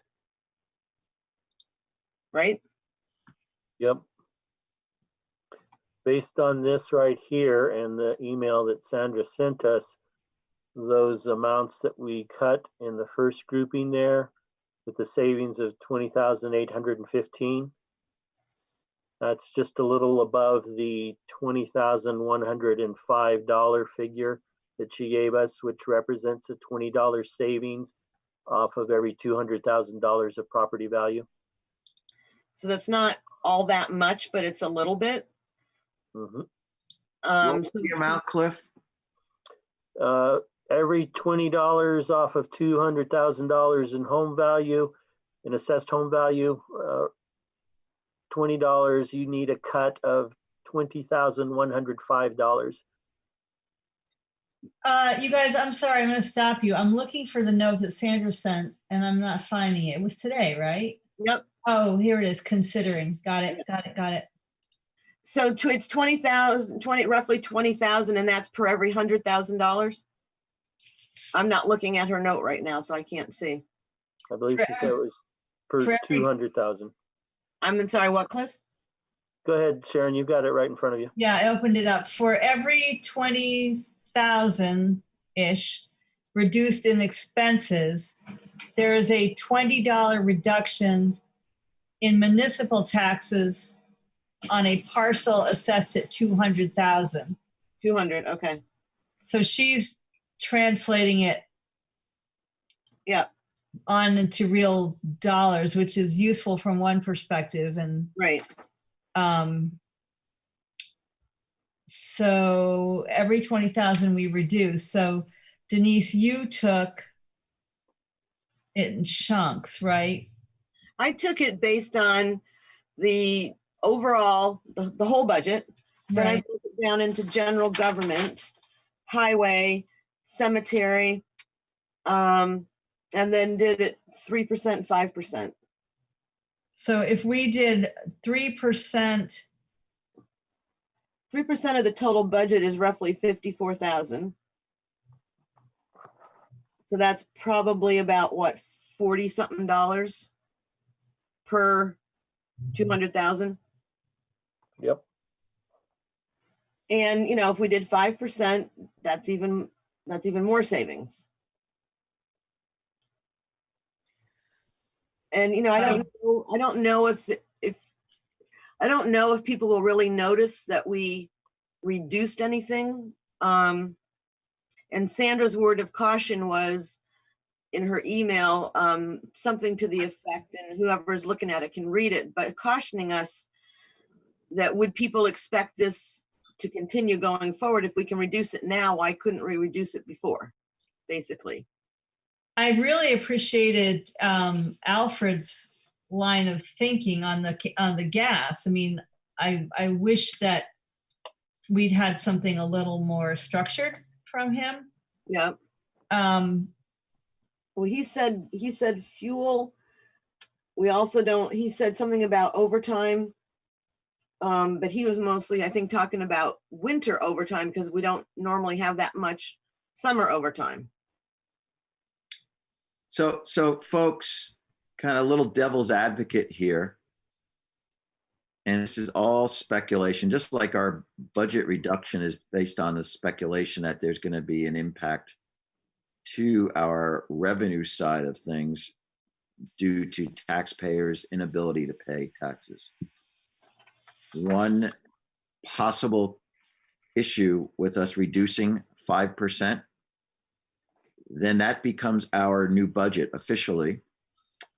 And if monies do become available to assist towns or offset impacts towns have seen due to COVID-19, our reducing the budget by 5%, that 5% may now be ineligible for funding. So let's say that we cut the budget by 5%, but we, experience a shortfall in revenues based on inability to pay by taxpayers of, some 15% of our budget.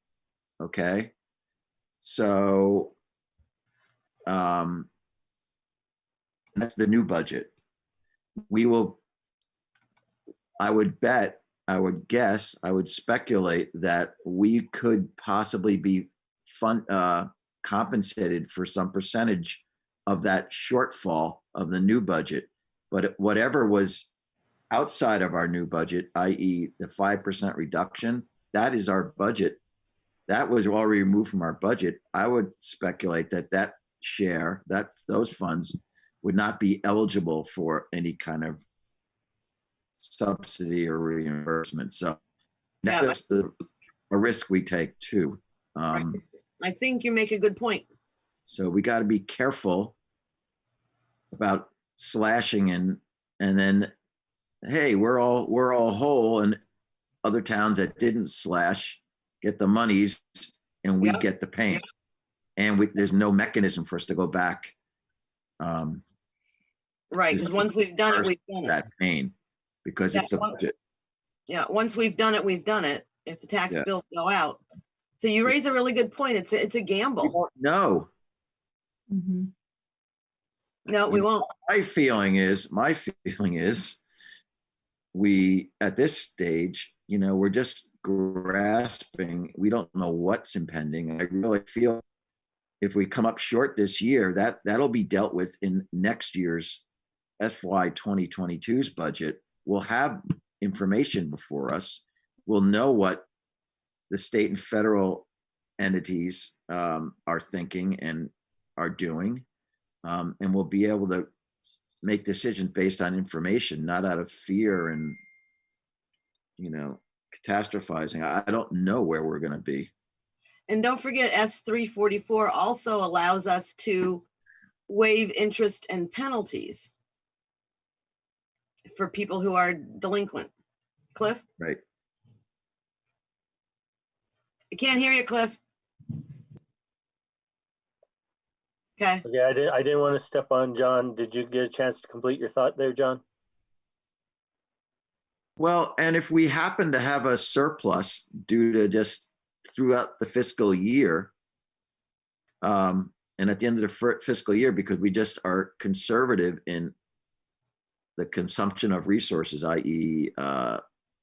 Dollars going towards salaries and fuel and all that, if we wind up with a surplus, then we refund that back to the taxpayers, or we put in a budget requesting the taxpayers at next town meeting to allocate that going forward to reduce their future taxes.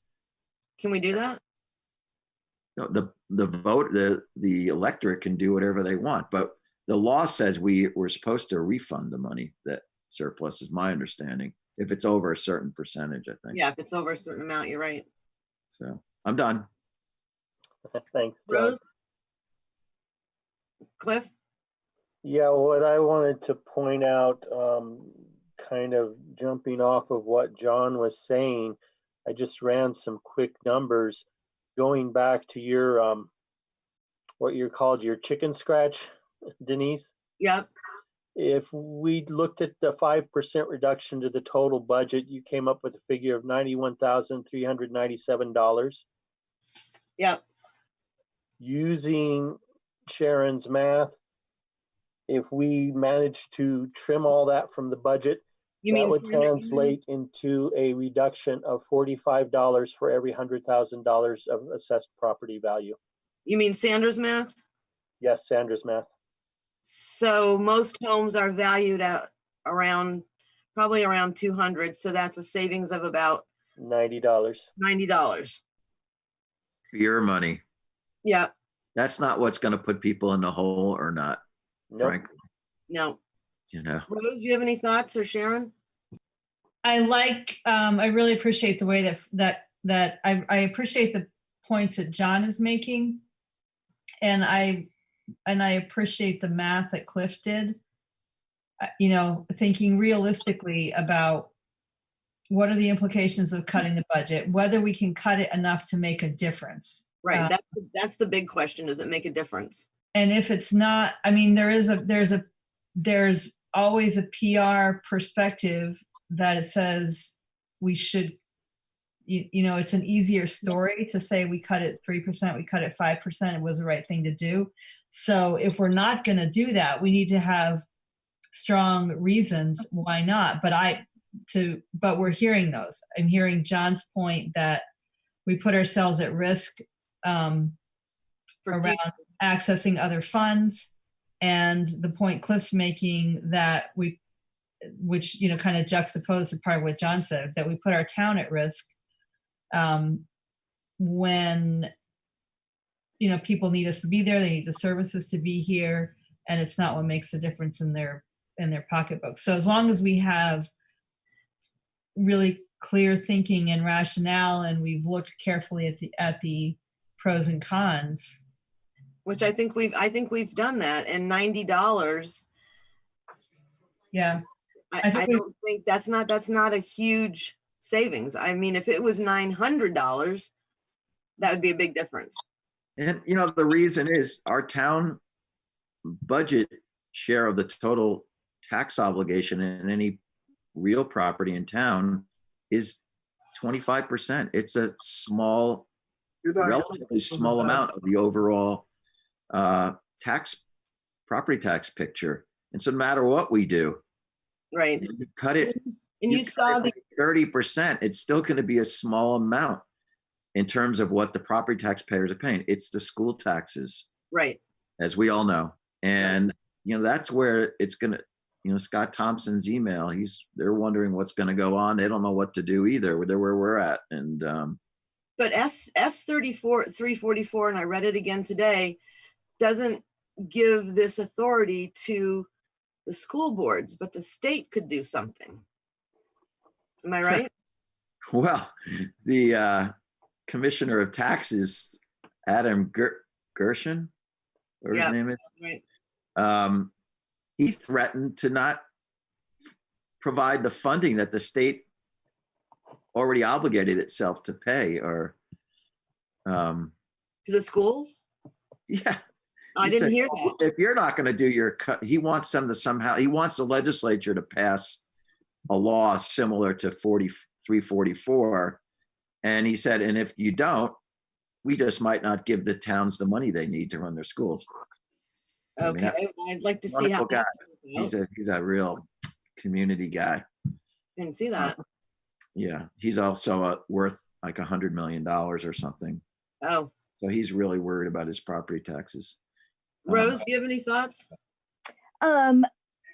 I agree with what everybody is saying. And that was my initial response when I first read this email from Sandra. I said, you know, you have to cut $20,000 out of the budget to only save $20 on their taxes. And I thought it was negligible. So, you know, based on what we've all talked about here tonight, I think that I would be in agreement for us just to be as diligent as we can, and, you know, definitely encourage the purchase of, you know, less fuel for the highway department, or maybe a little bit less gravel, being very diligent about watching overtime, and just in general, watching our expenses, and see where we end up. I think that's how I feel. But I think we've done our due diligence in looking at this and talking about it at several meetings and really thinking about this. I think we've done what we needed to do as a board to really think about this. I do want to go back and look at S344 again, though, and understand better about the waiver of, you know, we set the interest rate and the penalty. I would be good for us to go back and look at that piece, I think. Sharon? I think we should still waive our own stipends. Yeah, it's fine with me. There may be a few other items with the mine towards Sharon's comment about the PR spin. We might look at that list one more time to see if there's other items that make sense to do that along with the stipends. Well, and we talked about on this little spreadsheet thing that I did, that we could still make those changes, but it's not, like you said, it's not going to amount to a whole lot. No, it's not going to amount to a whole lot, but it is showing that we have done due diligence. Would everybody be in agreement on those savings? The ones on that little. I want to see them again on that spreadsheet. I don't have that open. Okay, we'll take a look at it. We don't have to make that decision tonight. We can do that, but we need to do it soon. Oh. Now I know why my dogs are going crazy. I can hear a fox out there. Hope my cats are in.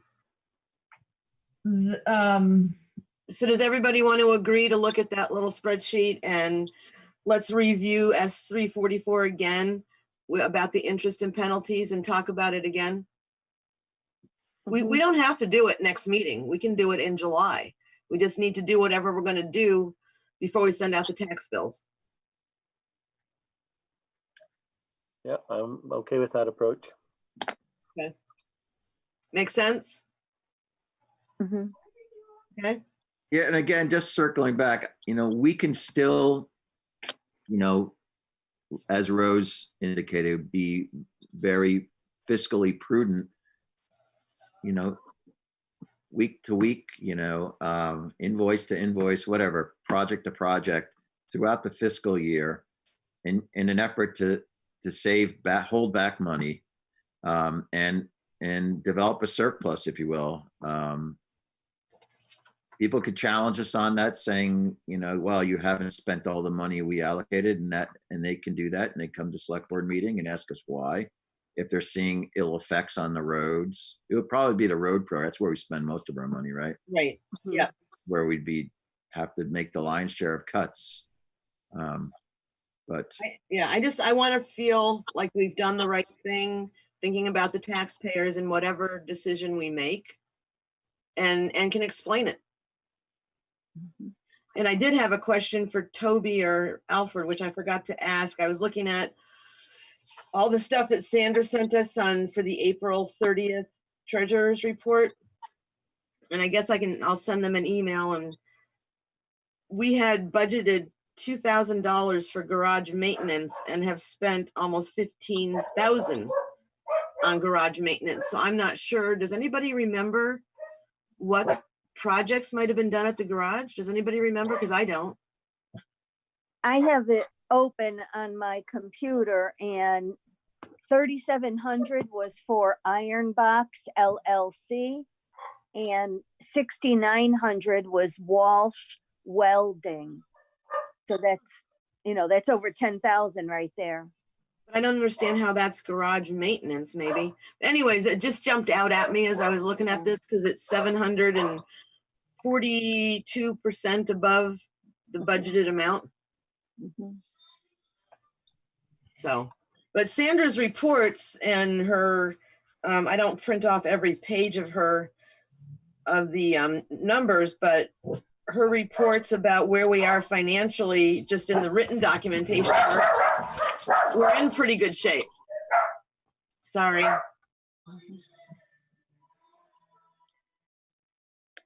They do not like that fox noise.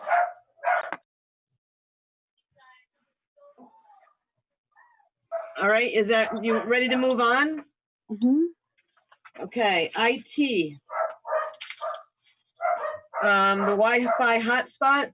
I'm gonna go on mute. Cliff, you want to talk about IT? Sure. Okay, so at the last episode as the Wi-Fi hotspot turns, as we all know, the road crew nixed the idea of having it installed there. So Denise and Scott Bassage and myself brainstormed a little bit. And since Scott has previously worked with the person that the state contracted with to install these systems, we had him reach out directly to Justin and see if we could come up with an interim solution.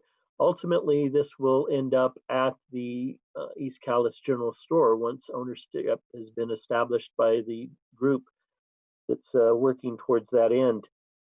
In the meantime, I am happy to report that the system is now installed at the East Calais Rec Center, and Scott Bassage has generously donated to pay for an internet connection there to allow it to be active, and he'll cover that until such time that it can be moved over to the general store. Great, great. Yep. So once again, the community steps forward and makes things happen. Any questions on that? No, wonderful. Thank you. Oh, you're welcome. And then I wanted to, I think there was something else I needed to update everybody on. Give me a minute here.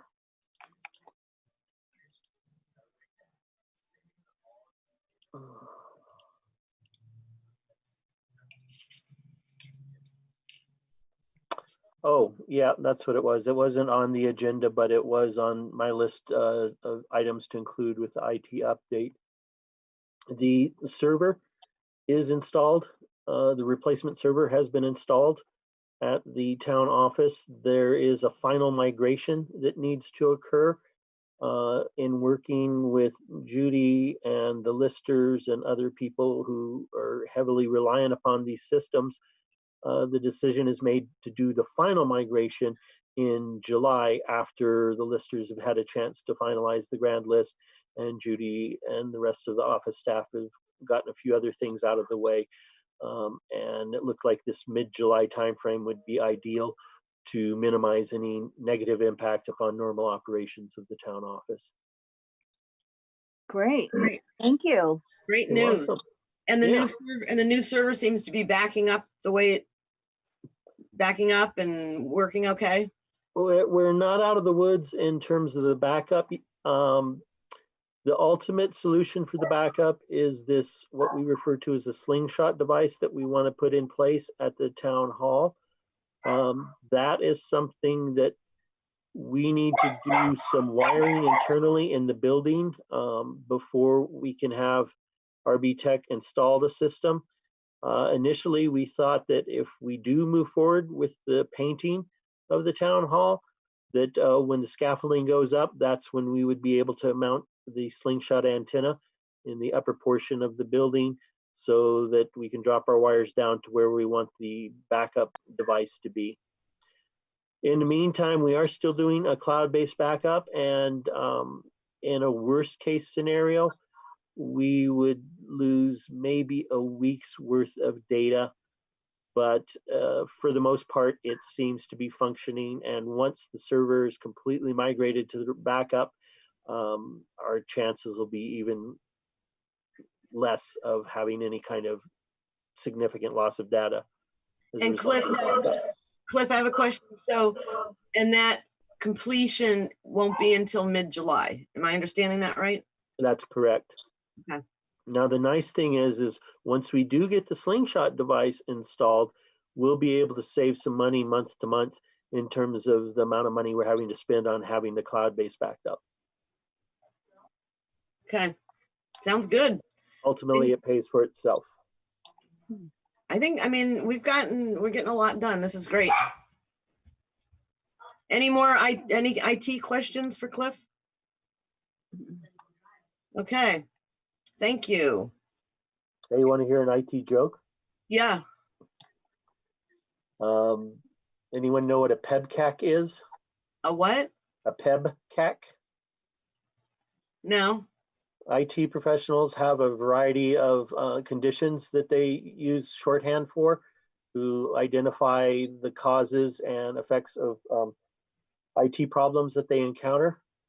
A PEBCAC is the IT slang term for problem exists between keyboard and chair. That's very clever of them. And only they would come up with something like that. That's right. Okay, so let's review minutes. We have 5:11, 5:26, and 5:31. I looked at them. I know Sharon's looked at them. I sent Katie a couple of notes because every time I have a Google Doc called up and I make a change and then I go to close it, it says if you leave, your changes won't be saved. So that's Katie, why I have shared them with you, because I don't understand why it says if you leave now, you're going to lose your changes. I don't understand. Cliff, does anybody know why? Sharon? Cliff? Go ahead, Sharon. When you comment, you have to you pop out a comment and then you have, Cliff, maybe you can drive through this in the share screen box. You actually have to not just type your comment. This is the one thing in Google that it doesn't save without you telling you want it to save it. Then you have to say comment. You have to click comment. Yeah, I've done that and it still doesn't. That's where I've found that if I don't do it, it doesn't show. It doesn't show. Huh. And it's every single one. Every time you write a comment, you have to say, yes, I mean to leave that comment in there. Comment, please. Comment, please. Okay. So you might do it on 9 of them. And if you don't on the 10th, you're going to get that message. Okay. All right. I'll keep trying. So the 5-4 minutes are just the meeting to review minutes, pretty much, right? The 5-4? Where do you get 5-4 from? May 4th. Do we not do those? I can't. Katie or Cliff, can you call up the 5-4 minutes? In the folder for today, I only see 5:11, 5:26, and 5:31. Yeah, that's all I saw. Oh, I'm sorry. I'm in the wrong meeting. Okay, so 5:11 minutes, if Cliff could call them up, or Katie. I'll pull them up. Katie can edit as we go along.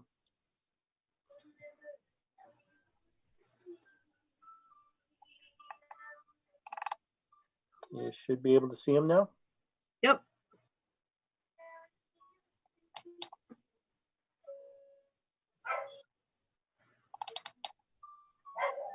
Let me, I gotta do something with my screen here. Hang on a sec. Okay, so it looks like Denise had a couple of changes. Sharon had a few changes. Yeah. I'd looked these over earlier and I'm okay with what's been proposed. And I did find just a couple of like typos that I just corrected right in the document. Okay.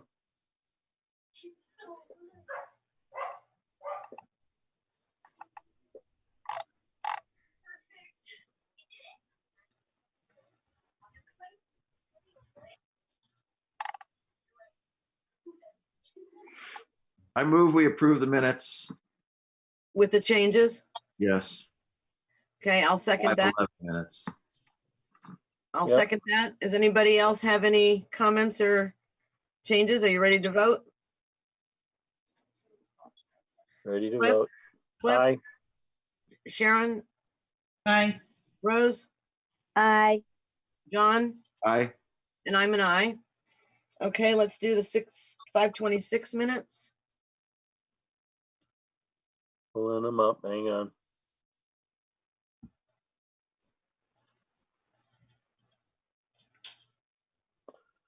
Okay.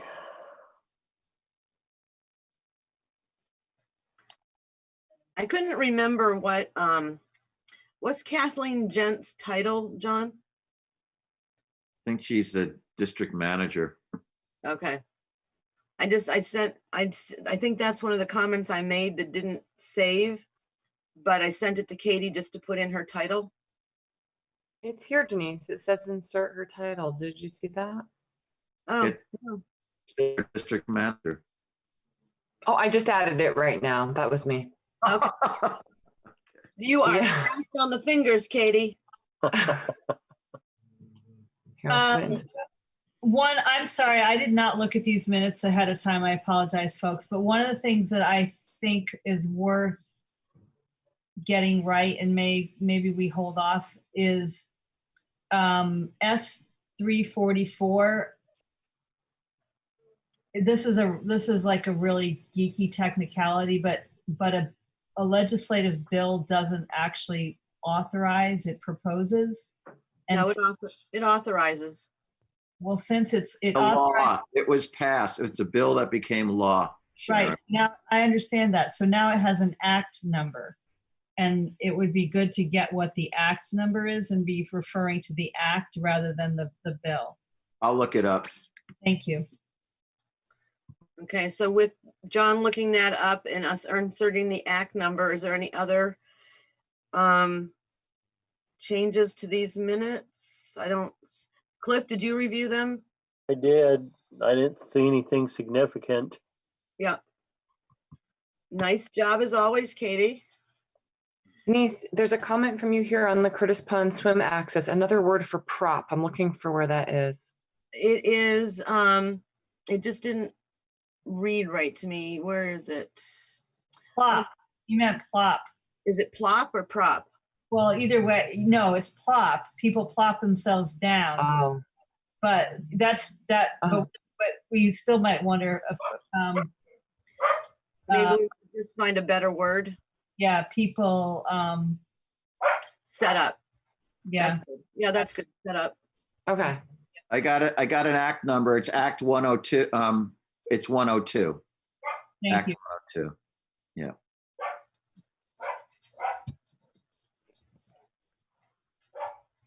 But I think we want to leave S344 in parentheses. Yeah. That's fine. The big issue that night, I'm just looking for where was there any controversy? It was possibly around being clear that the board was deciding we can't use a town hall until there's a certificate, and that was really clear. And the grant CV fiber, that was a letter of support. Yeah. The fire department, we said, we gotta wait. Is that clear? Yep. Okay, so I would make a motion to approve the May 26 minutes with changes as noted. Is there a second? I'll second.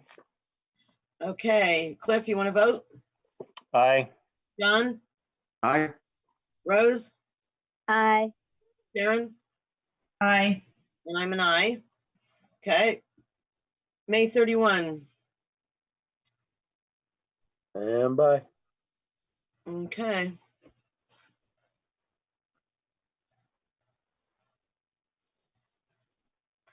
Cliff, does Augie and your other dog go crazy when they hear a fox? Yeah, Dewey pretty much goes crazy anytime he hears anything. It could be a truck going down the road. Ah, It could be me mowing. The other dog will join in if he hears any critters moving around. He definitely joins into the fun. well, what you heard tonight happened at 4 o'clock this morning too. Okay. Well, they're doing their job. They're They being are. watchdogs.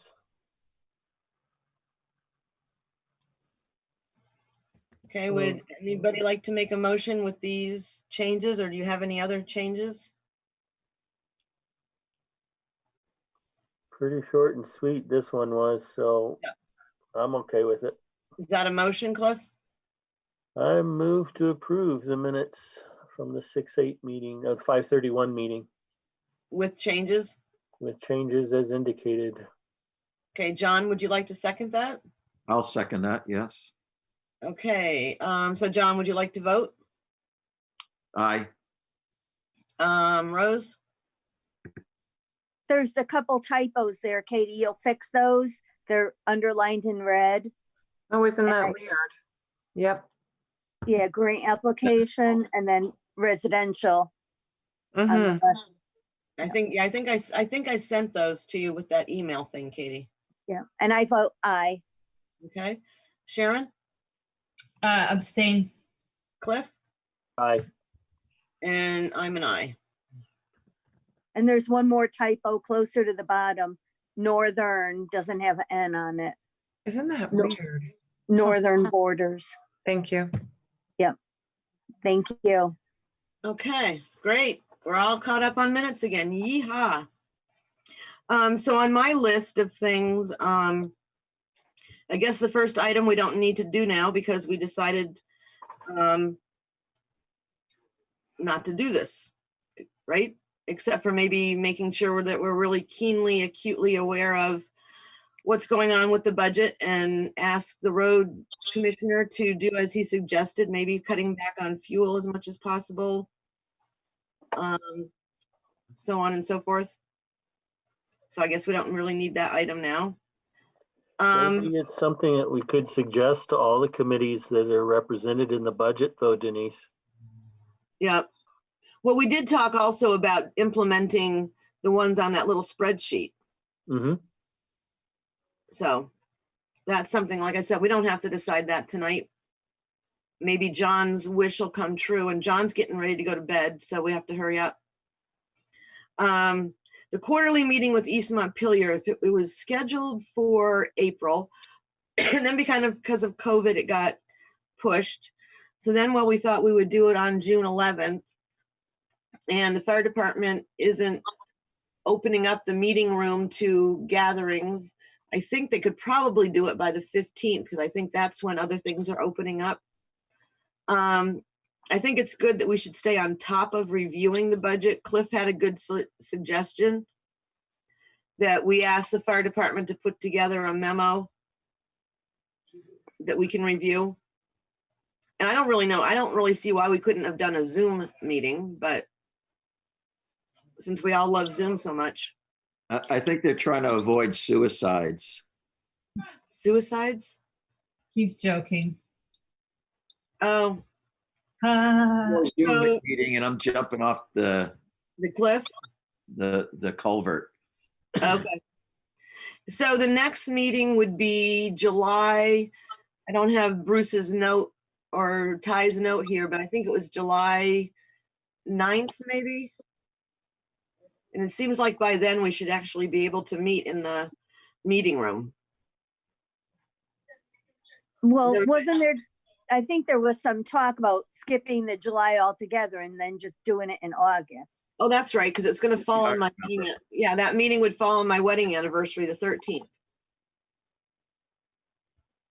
So yeah, you're right, Rose.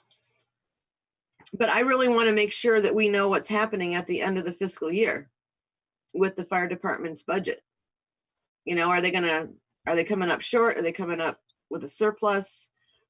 I mean, it's our responsibility to review that and know what's going on. Mm-hmm. So we could add, so Toby was going to send us some financials, which I haven't seen yet.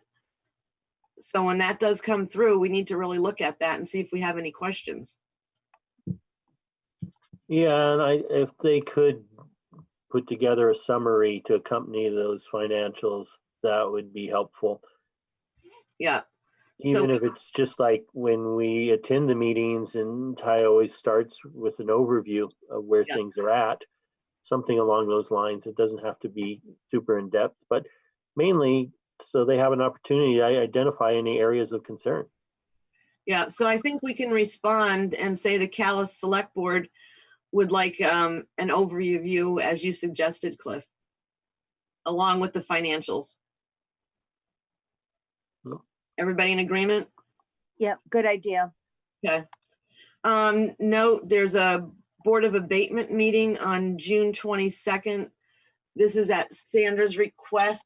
You know how we always have those weird little amounts that we just need to get rid of, but it has to be done at the Board of Abatement. So that's at 6:30 on the 22nd via Zoom. Yep, I see you, John. I see ya. So personnel matters. Just so you know, I think this is okay to say, I did ask Cindy about getting a time when she could meet with the board to kind of check in where we're at, what we need to do next, that kind of stuff. So she is available. She's available tonight if we want to call her. But I'd like to go into executive section for a few minutes. I'll move that. Okay, is there a second? I'll second it. All the John? Aye. Aye. Karen? Aye. Cliff? Aye. Rose? Aye, at 9:40.